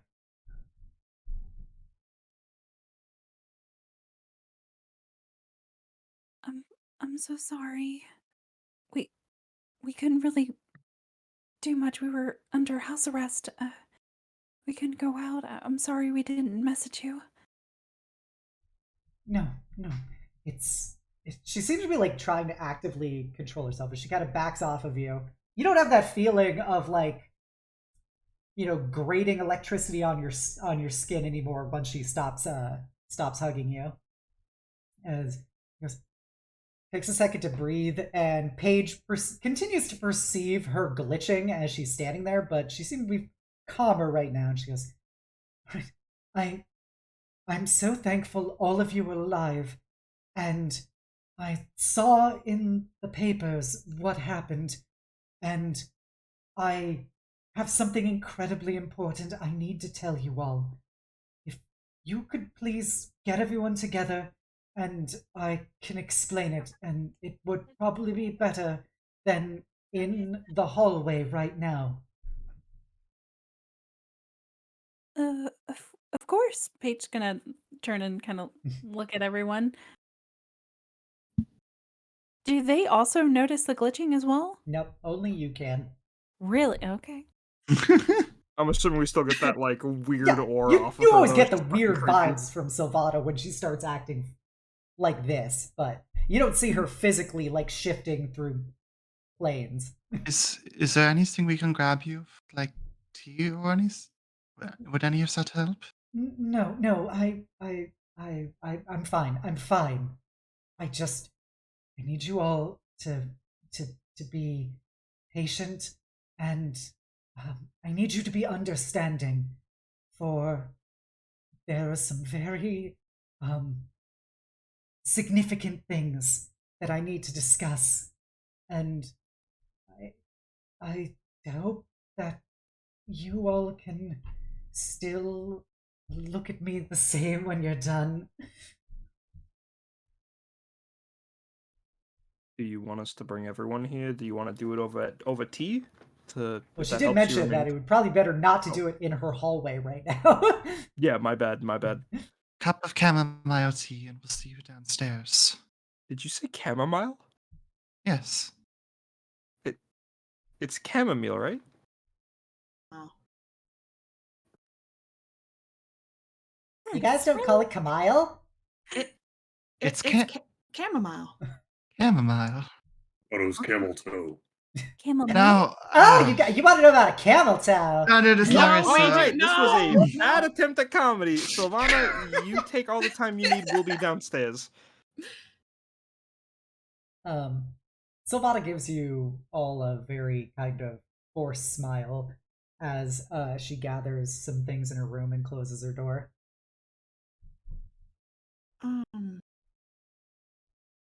I haven't known Sylvana for very long. Should we be concerned?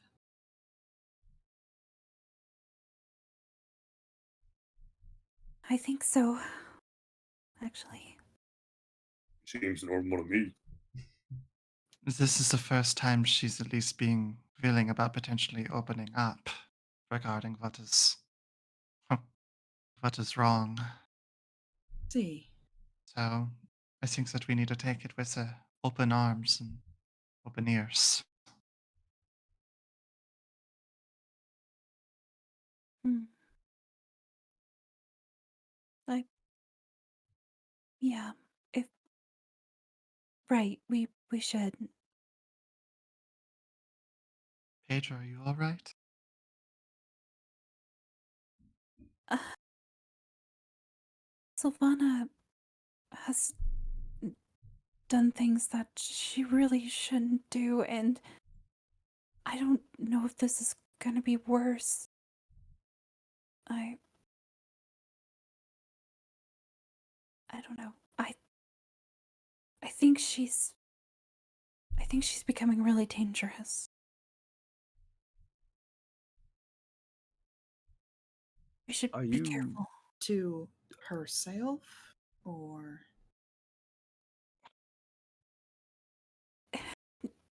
To herself and to others as well. I didn't know how to bring this up. Well then, if this seems important, and despite any immediate threats to ourselves, Sylvana is one of us. So we'll talk about it with her together, okay? I still believe that she's good, that she's doing things for the right reason, but we should just be careful. None of us are beyond redemption.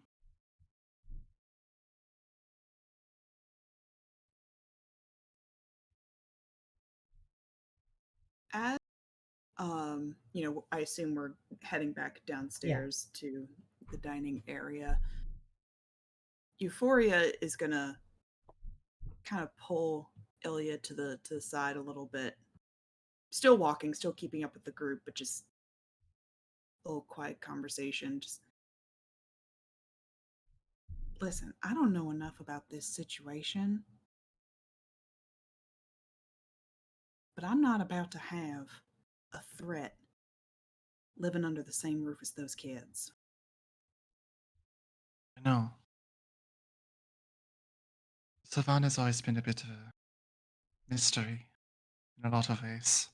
I know that Paige and Sass particularly both have an attachment to her. So if I feel like something's wrong. And if I don't trust her, I'll be the bad guy and say she's got to go. Before you jump to that conclusion, you should know that she is very well versed on interplanar travel.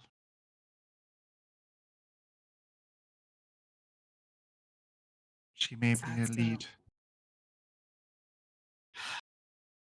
Just clicks her tongue. Damn.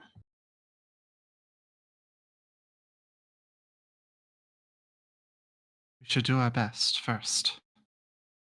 But safety of those still here should come above all else.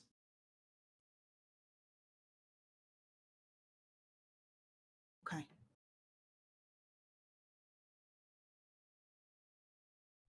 Give her a nod and keep following everybody. Okay.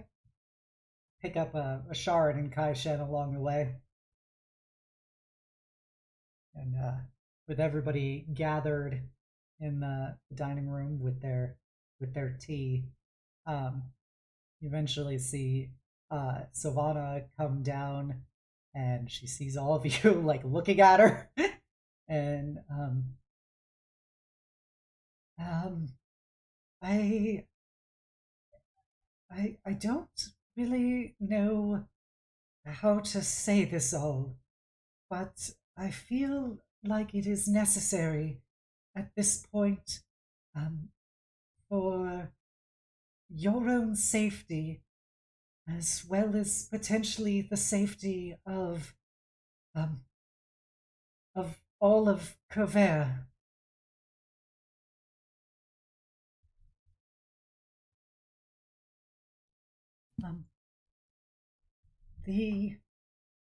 I saw the papers about the attack by the Ashbringers, and I saw that the Heart of Darkness is reported missing, and I realized something, or I should say I connected potential theorems together to arrive at a likely conclusion.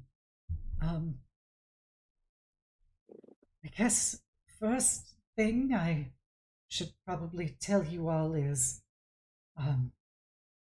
as you have probably gathered, I am very familiar with planar interactions and planar energy, and I've had a lot of experience in working with those things, and I think the Ashbringers are about to do something that could be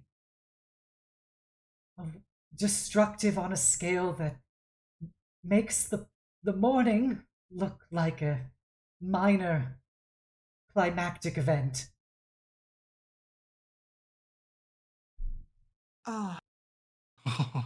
Before we get into dramatic possibilities,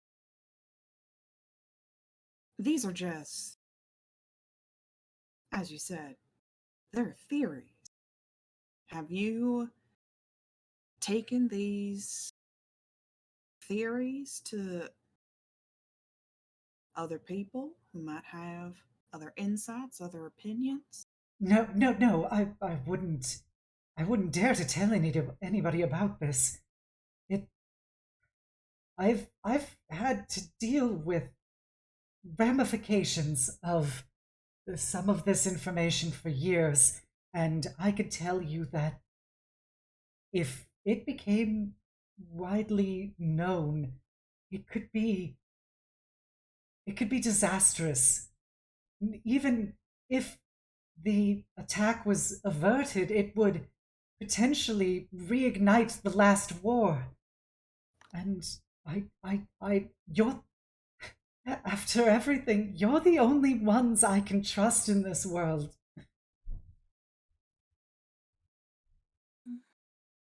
Okay. Um, I I really appreciate the vote of confidence, but are we really the ones to we should, if even if this is just a theory, right? We have connections, we can reach out to the right people to deal with this, right? I mean, they're definitely like, there's no way Kyros's house would not send like actual adventurers after the Ashbringers. I mean, they stole that core thingy majig, right? Eh, Um, Part of the reason why I am coming to you about this is that You think they're gonna come here? Here? why would they come here? not immediately. I don't think so. I think they would go somewhere else. But what is? All right, I'm getting ahead of myself. I need you all to be patient with me and understand that I have absolute faith in you all, and I trust you completely, and nothing that I'm about to say is affected by that. And I nothing changes, and I'm still the same person I've always been. Please have faith in me. Of course we do, Sylvana. What is it? The first thing is, and she moves over to unlock her right gauntlet and take it off, and then as she's standing there with her hand on her glove, goes, "My name is not actually Sylvana Lale." No. And she takes off the glove, and you see that there is a dragon mark on it. She goes, "My name is Silonia Decaneth, and I know what the Ashbringers are trying to do." She takes off her left gauntlet and pulls off her left glove, and you see that there are cracks and fissures all over her left hand, where you see a like strobing red light shining through it. Because it's something that I've created myself. During the war, I worked with my father, the Lord Artificer, Leos Decaneth, to work on ending the war once and for all. And we determined there was a way that we could marry my knowledge about planar energy and interactions with potentially creating a weapon so powerful that anyone would be insane to continue fighting knowing it exists. This was called Project Peacemaker. And when we created it, there was a flaw in its design. It works by creating something called chimeric energy. I determined that if you were to tear very small portals in every plane of existence all at once, the sheer level of axiomatic conflict between all of those competing energies would create a sort of anti-energy, something that would be absolutely repulsive to all forms of magic or reality. And the key to be able to use it was kyber crystals. They were the only thing that could act as a sufficiently powerful focus. I asserted that to be able to do it successfully, you would need a kyber crystal that was so large it had never been discovered before. My father, he felt that such things could be overcome by using enough crystals latticed together. And against my better wishes, they decided to test the weapon, and the crystals proved unable to handle the sheer level of chimeric energy, and it went in absolute meltdown out of control. And when the energies reacted with reality, she looks over at Malral and looks really guilty. It had a disastrous effect on the entirety of Seer. You.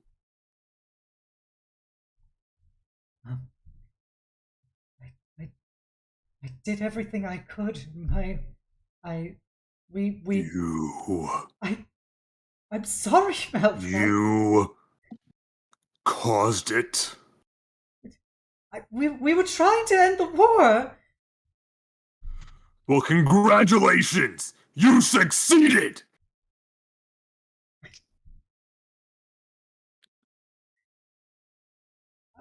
I can't. I can only apologize so much. I I've had to live with this for the last 4 years. I'm so sorry. And you want me to feel pity? My son is dead. My wife is dead. All of my friends, my family, my master, all dead from your experiment. It wasn't supposed to happen like that. Malral, please. I know this is impossible to take in. Does it look like that this was what she wanted?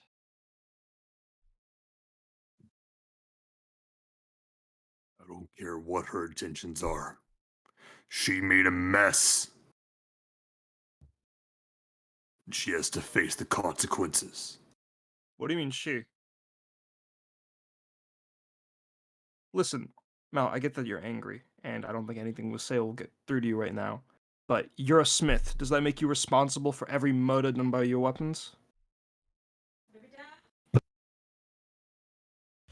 And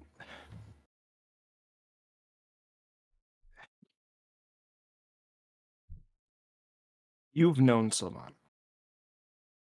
Personally. I'd say a bit more personally than the Ashbringers, clearly. Do you really want to pin not just the ones that you lost, but everything on her?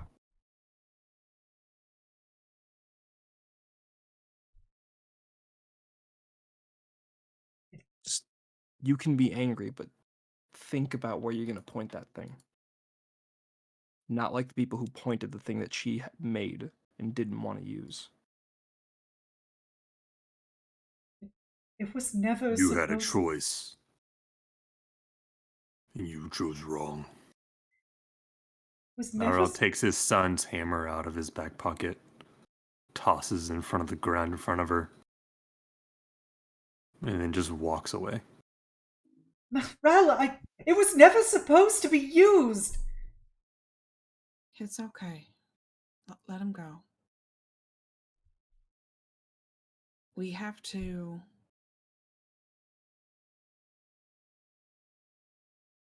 accept how he feels about this.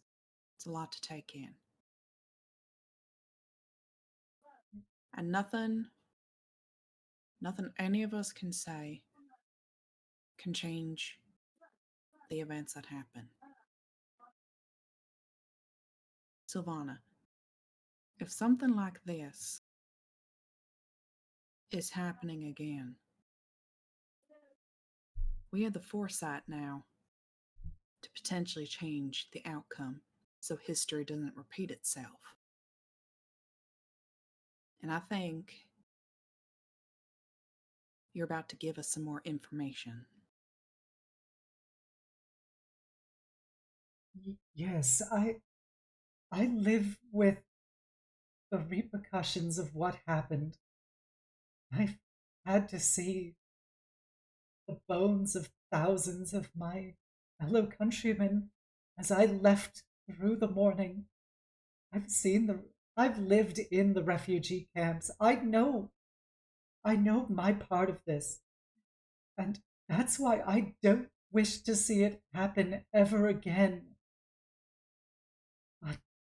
I think that's exactly what they're trying to do. There were only 2 people left alive who knew about Project Peacemaker. House Caneth went about killing and destroying any records of their involvement in that after the destruction of Seer.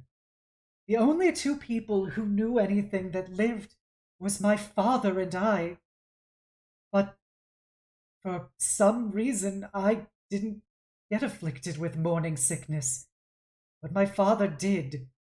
And you know what happened to my father. They took his soul before my very eyes. I didn't understand then, but I very clearly understand now. He could give them access to the weapon, and he would know how it works. And with the Heart of Darkness, they can actually stabilize the power source.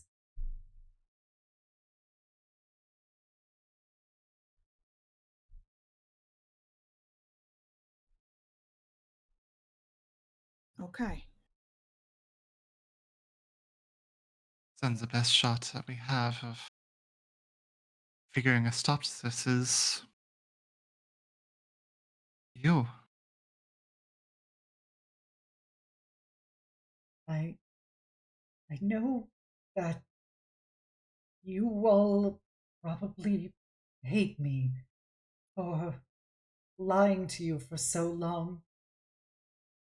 I want you to know that I just did it to protect you as well as myself from House Caneth. And I'm only telling you this now because I am concerned that if the Ashbringers have Peacemaker under their control, the level of sear that they can inflict on the host knows how many other places is too terrifying to even consider. And I am not going to sit back and let it happen again. And I don't want to bring you all into this, but I have no one else.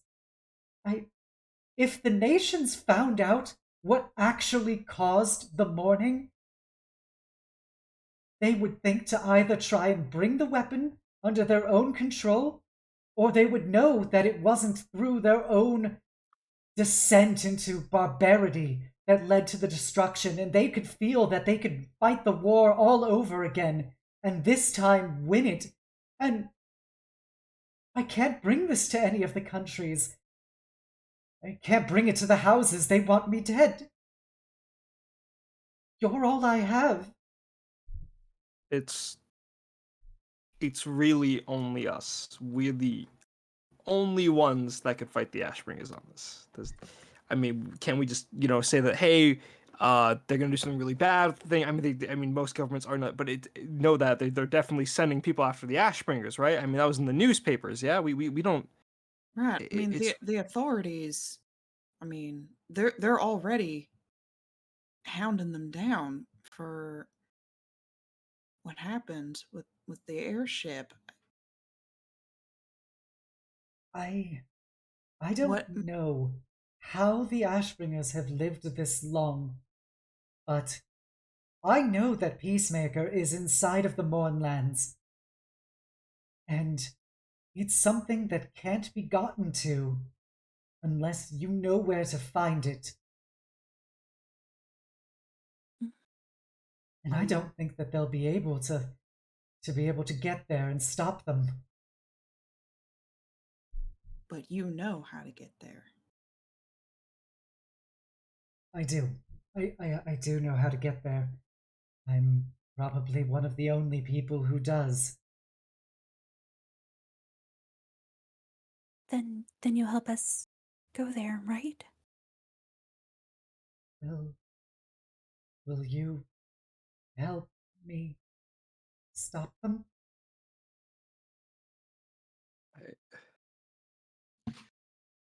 Again, I'm not the only one freaking out about this. This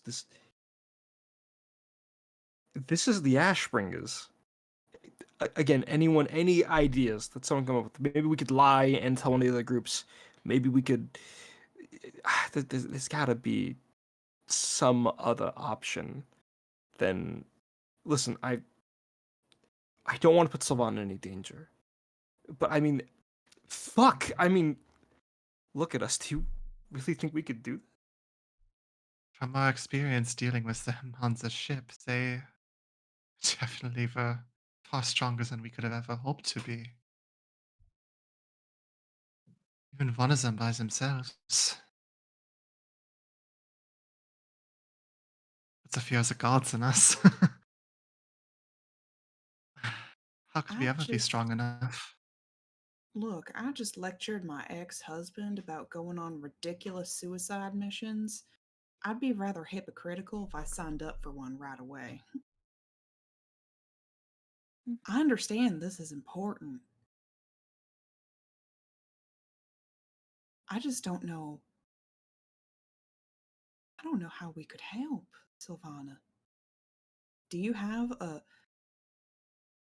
plan or something that could help? I uh, I haven't had time to really devise anything. I only just found out about the heart, and I've I will figure something out. I know I will. Um, I just ask that you be patient with me. If you have any desires to leave me to this, I would understand. This isn't something that we can just leave you to. From what you said, if somebody, whether it be us or some other party that we get involved, really doesn't do anything about this, they may well bring about the end of the world. The end of Corvair, at the very least. Right. Believe me, darling, we want to help. It just seems a bit above our capabilities.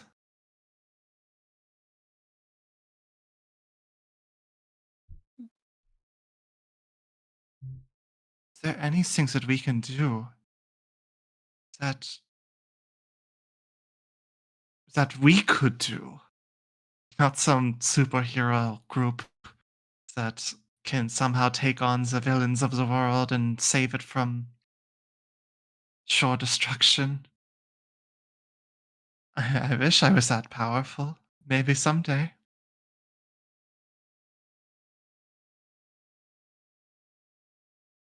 I I believe in you all.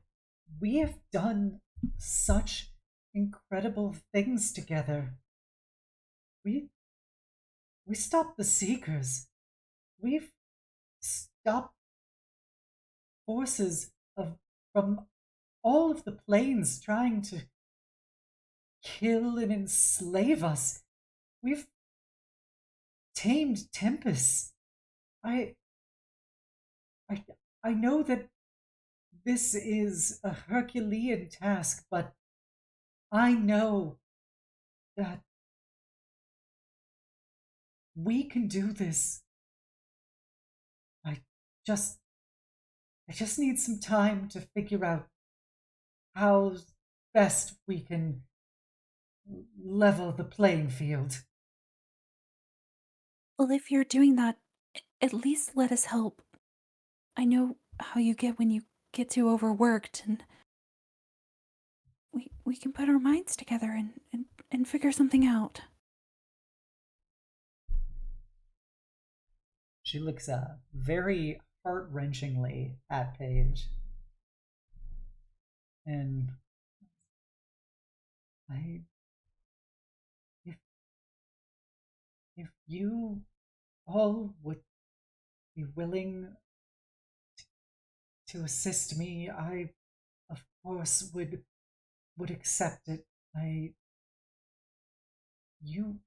meant it. You all are my everything. And when all is said and done, I can't do this without you. I'm sure that you know this, but Malral may never be able to forgive you, no matter where the blame truly lies. It's not easy to just realign that anger. I I know that I've wronged him in a way that I can never make up for. And there's nothing I can do about that. I just hope that his willingness to see it not inflicted on anybody else will at least get him to work with me until it's avoided. He doesn't have to forgive me, and I don't expect him to. It would just be very important if he was willing to at least stop this atrocity. I think there's at least a good number of us here that know about trying to put dark pasts behind us.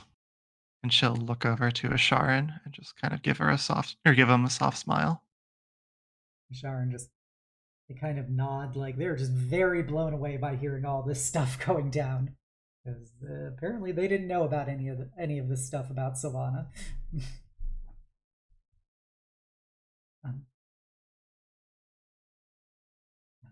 I imagine you might have questions after everything.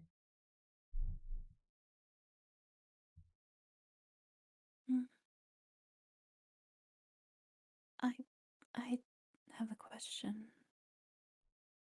A general one, but and I'm not sure if this was already answered.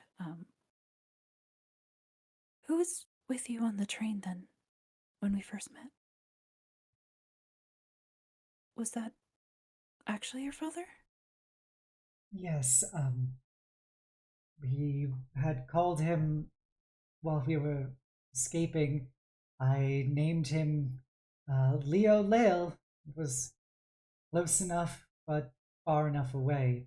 And I had genuinely been trying to get him help for his morning sickness, and that's been difficult without any of our resources and with the collapse of all of Seer. And I did genuinely hope that maybe there was a solution in Greywall and in Drome that could have been able to restore his memories. But I guess that's already been resolved. Then the Ashbringers, they know all about you. If Marshal Vrain was as highly placed in the Syrian military command as I think he was, he would have had some awareness of the project, if not specifics about what it consisted of. Perhaps he was able to go to the site itself during the morning or before. I don't know. But the only thing that I can understand that would explain his actions with my father is if he knew, and he's been planning this all along. The things that I don't get here, and maybe this doesn't have directly to do with yourself, Sylvana, but there have been multiple instances where these Ashbringers take mercy on us.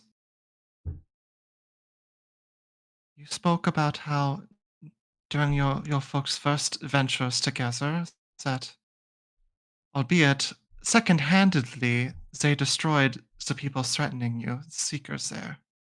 Then on this train, they did take Sylvana's father, but once that was done, they left you to your own devices. And then, yet again, just the other day, they told you, Paige, to get out. What is going on with that? There's been so many opportunities to end us. They could have ended Sylvana and not left us this lead. But they didn't. I have no idea why. I Speculation as to their merciful tendencies, I think, is kind of a moot point. It doesn't negate the danger they still are. Save us today to let us be left in the wake tomorrow. Who can say? Like I said, it's speculation, isn't it? Yes. There's just those few pieces that don't quite add up.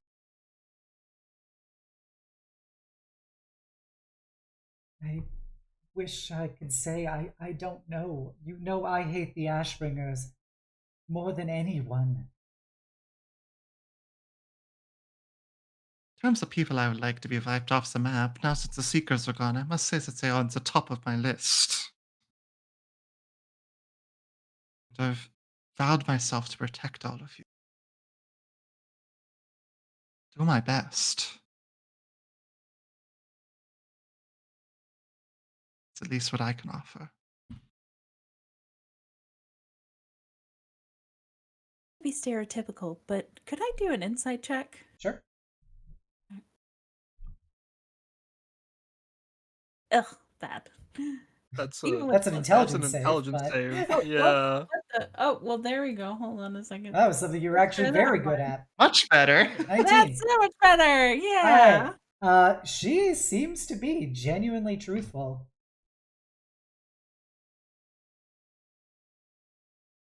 Definitely picking up that this has been very difficult for her, but she has tried to lay it out all on the table. Well, you do put two and two together about when you were in the arena and all of that anti-magical energy came off of her left hand. You have a better idea why that was the case. Mm-hmm.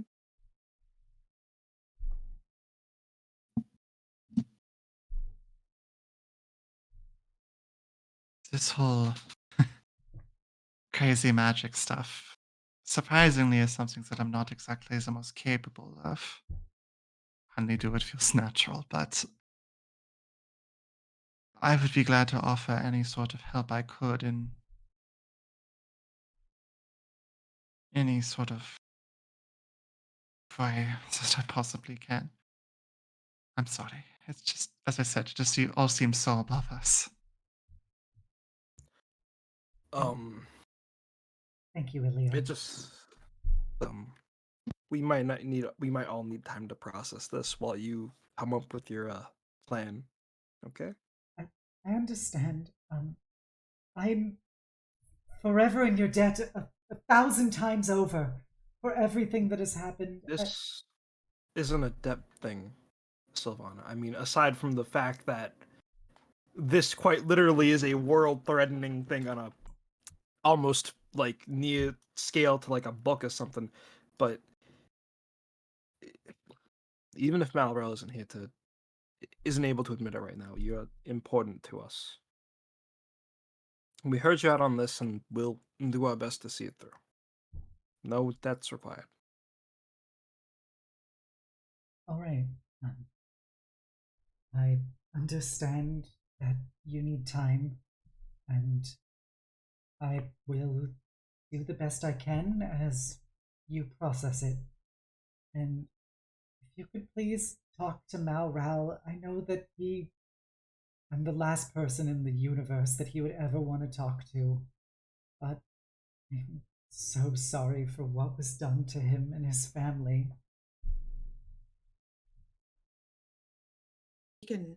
We can talk to Malral. I think some time will offer him some perspective too.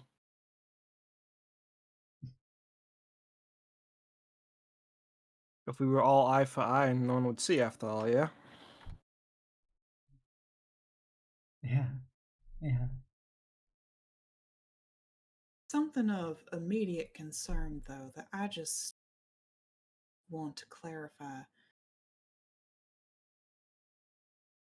There's nothing to imply that they'd come here for you, is there? I don't think so. Not unless, something went wrong with the process and my father's soul proved insufficient. I, I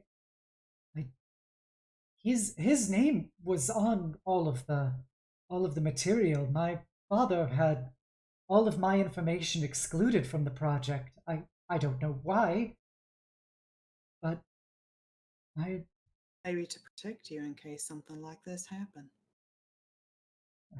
perhaps I don't know, but I don't believe they should come for me. I don't think they would have a reason to. That's good, because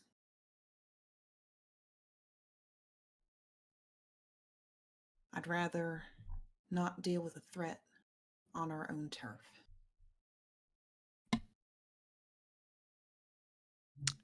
It is pure speculation, but judging by well, the theatrical nature of what has just occurred, I have a feeling that they will show themselves again. Hmm. They, if they weren't aware of us before, they're definitely aware of us now.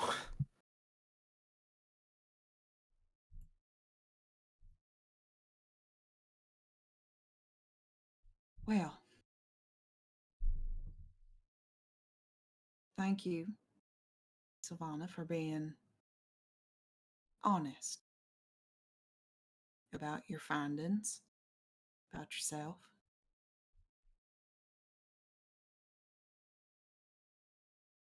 You somehow even got under my radar.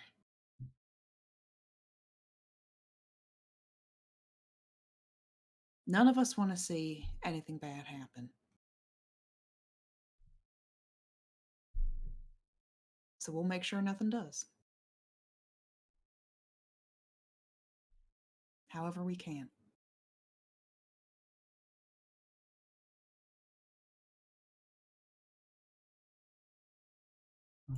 Right. If you have any questions, just let me know. I'm here. There's no more secrets between us.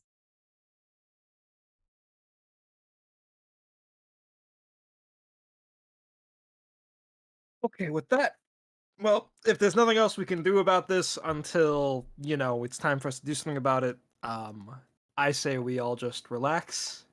It's been a long time. I am going to my garden to garden and just move past the fact that what is going to happen is going to happen, okay? Sylvana, don't overwork yourself. Relax, breathe every now and again. Uh, there really is no way to make this any lighter, huh? I'm just gonna she just chugs her chamomile tea, and I'm gonna go God and try to unwind. I suggest all of you should try to do the same, at least for today. Very good. All right. Um, do all of you go your separate ways?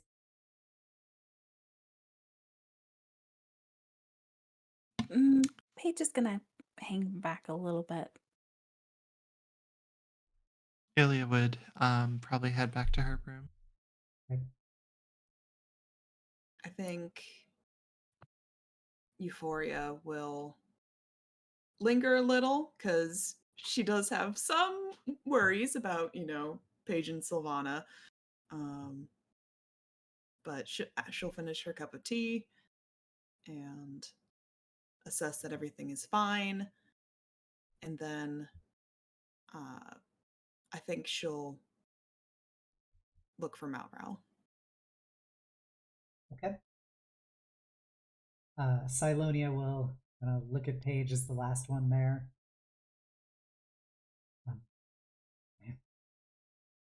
I'm so sorry, Paige. I never meant for it to go this way.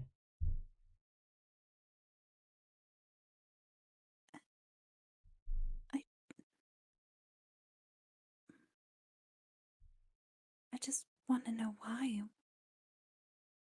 Why you decided to cover it up? Why did you decide to hide all that from us? To hide all of it from me?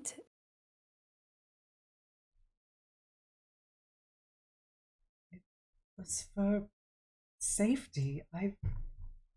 When after everything went down, I knew that they were going to come hunting as I saw them do it before my eyes, and I knew that if I continued to maintain my old identity, that they would find me and they would kill me or my father, and I I didn't want to inflict that on you, nor did I want you I I didn't want you to have the baggage of what I've done weighing on you all.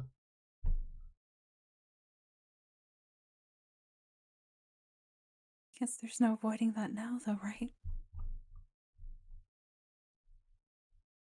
I guess not.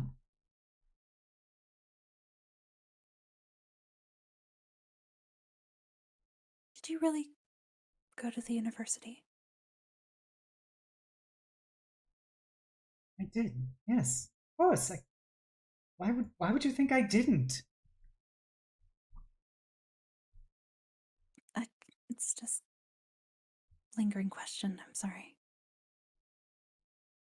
Oh, about those records failing. I don't know who this person is that they replaced my identity with. But maybe House Caneth had tried to remove any record of me.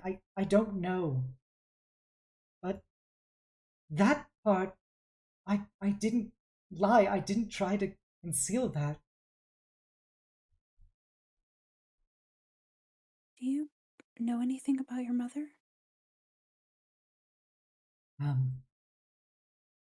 No, but she died during the war. That's all I know. I was raised pretty much exclusively by my father. Mm. He never talked about her. I don't even know her name.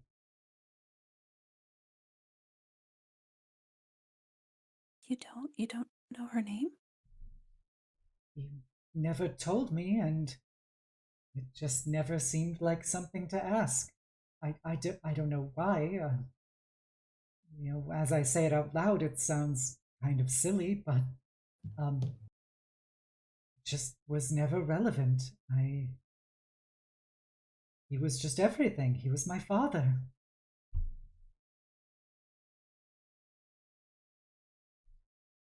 I know about that. What do you mean? About loving your father, about looking up to them, about them being your everything.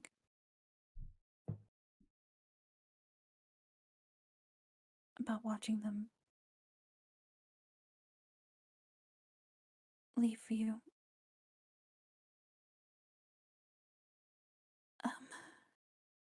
Um, anyway, I'm sorry. I didn't mean what I said though. If you do need help with anything, just let me know and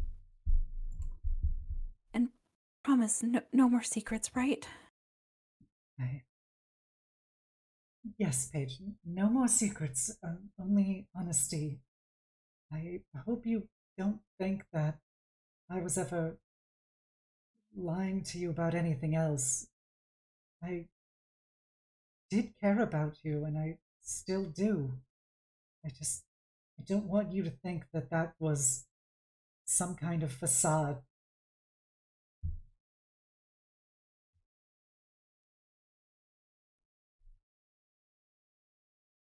Hard to believe that now, but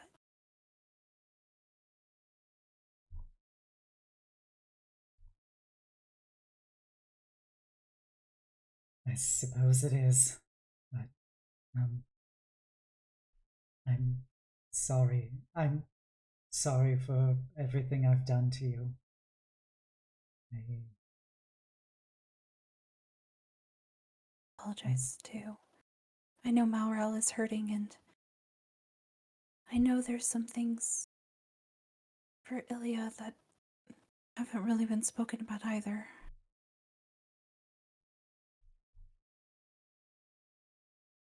But if we're going to do this, I'm going to at least be there to support you, to support everyone. So. thank you, Paige. Yeah.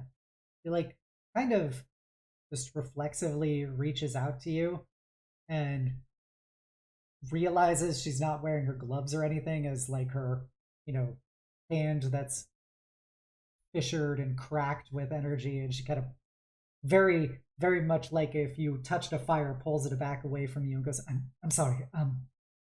I really appreciate it, Paige. Thank you. Thank you for everything.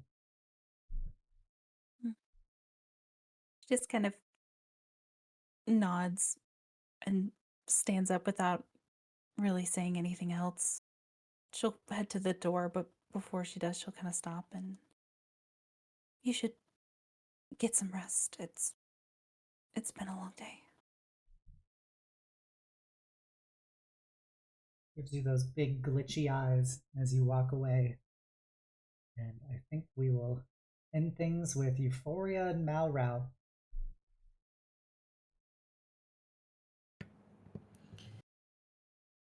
Yeah, so I'm not sure where Malral would have gone. I presume up to his room.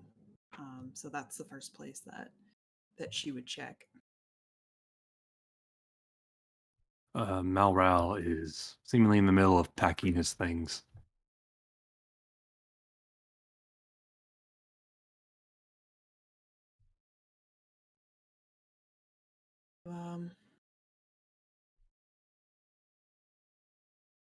Going somewhere? I cannot be in the same building as them.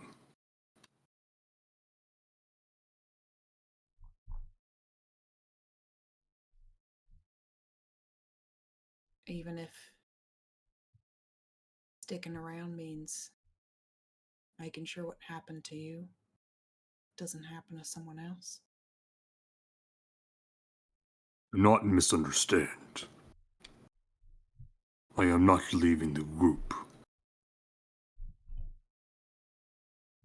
I simply need to spend nights away from them. Else I do not know what my anger would make me do in the late hours of the night. See. probably for the best then. I can't abide infighting. No matter how justified it may seem.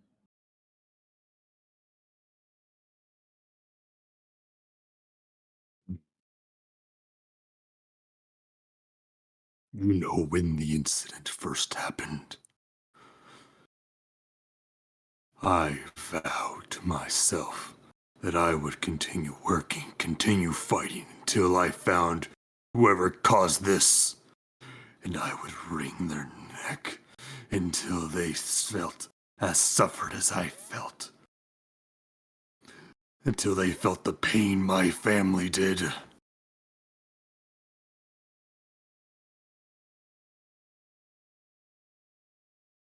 Is that what they would And want? now it is. It is someone I had put trust in. Someone I tried to befriend. And now it feels like there is a knife sticking out of my back. And she wishes for me to feel pity for her. I don't think she wants your pity. I think she's had a difficult time with the weight of thousands of lost lives on her shoulders.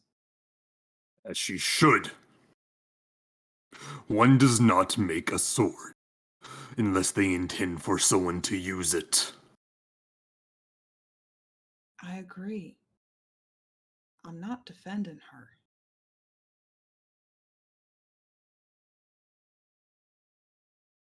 I will never be able to forgive them.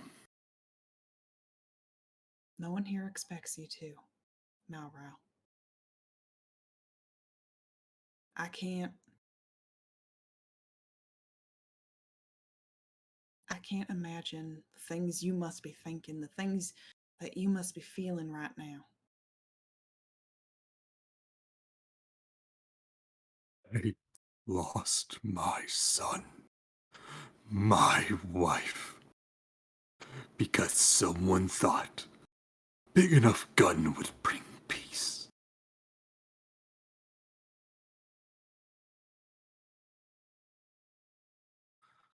We'll always know the better in hindsight. While you were fighting, would you not have pursued any avenue of peace? An end to all of it?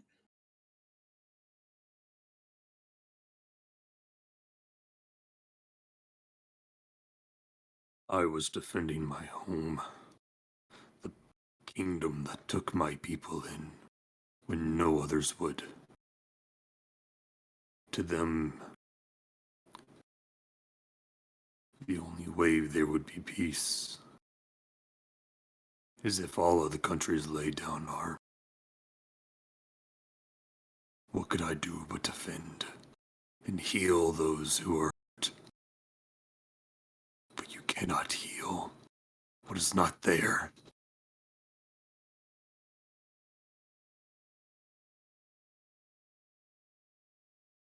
You cannot defend what is nothing but ash.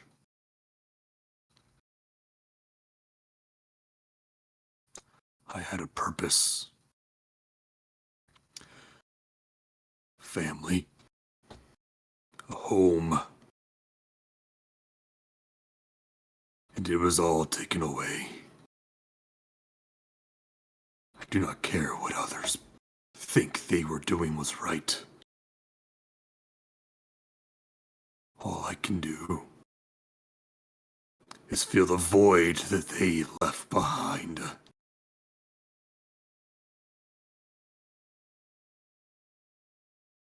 I'm not out to tell you how you should feel. But if your driving force is filling the void, then you're always...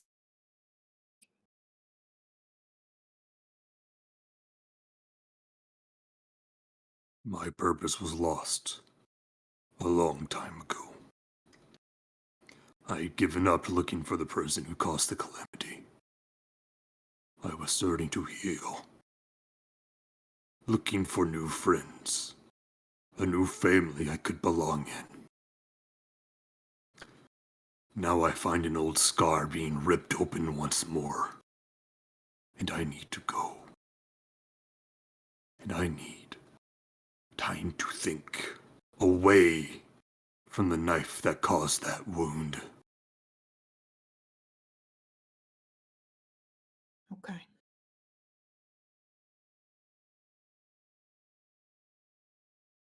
We'll be here when you get back.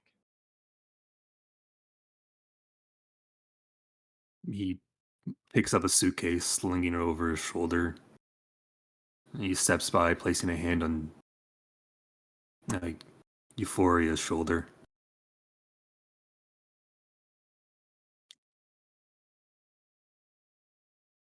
I do not mean to insult anyone here. I am simply trying to ease the blow of my wrath, so I do not hurt those that I have come to call my friends. No mistake, you lay a finger on anyone under this roof, I'll put you down myself.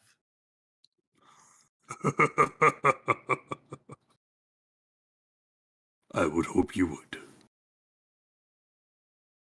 We'll see you soon.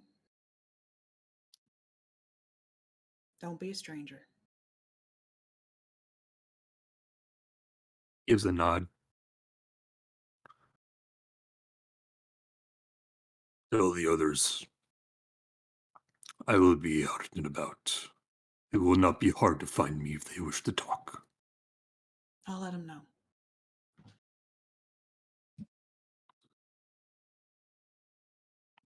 And he starts to leave. Okay. As Malral departs, we will end things there for the night. Stuff got heavy. Ash is heavy? What? No. Nonsense. I don't know that. I don't know her. I'm gardening. I hope everybody had fun tonight. I hope my players had fun tonight. Learning all that deep-seated hashtag lore, TM. But yeah, definitely go check out all of these wonderful people that were just linked in the exclamation point players. They're all amazing streamers. Maris's re-debut is this Wednesday at 7 p.m. Eastern. Go check him out. And Galaxy Dragon. what? Yeah, they're a Galaxy Dragon now, Oh, aren't yes. they? Yeah. Intergalactic Dragon Bros. Planetary. Let's go. Galaxy Dragon. But yeah, and you can go check out all of the previous episodes of this if you hopped in late or you want to rewatch anything on the exclamation point D&D. It's also all of the videos are on my own YouTube as well. If you haven't done so already, please give me a follow here on Twitch, a sub over on YouTube, a follow on Twitter, and you can join my Discord, the Eternal Citadel, and be a part of my incredible community. We are going to be back here on Wednesday, where I'm going to be doing some more art practice before we go send our love over to Maris. So be sure to come on by. I'm going to probably do some Fate fan art after so long. I think it's time for more waifus in my life. If you're a follower, please copy down the call to hugs. If you're a sub, please copy down the knight's message. We're going to go raid Pangalang. She's a cute little pangolin. She's playing Black and White 2, which is a game I haven't seen in a very long time.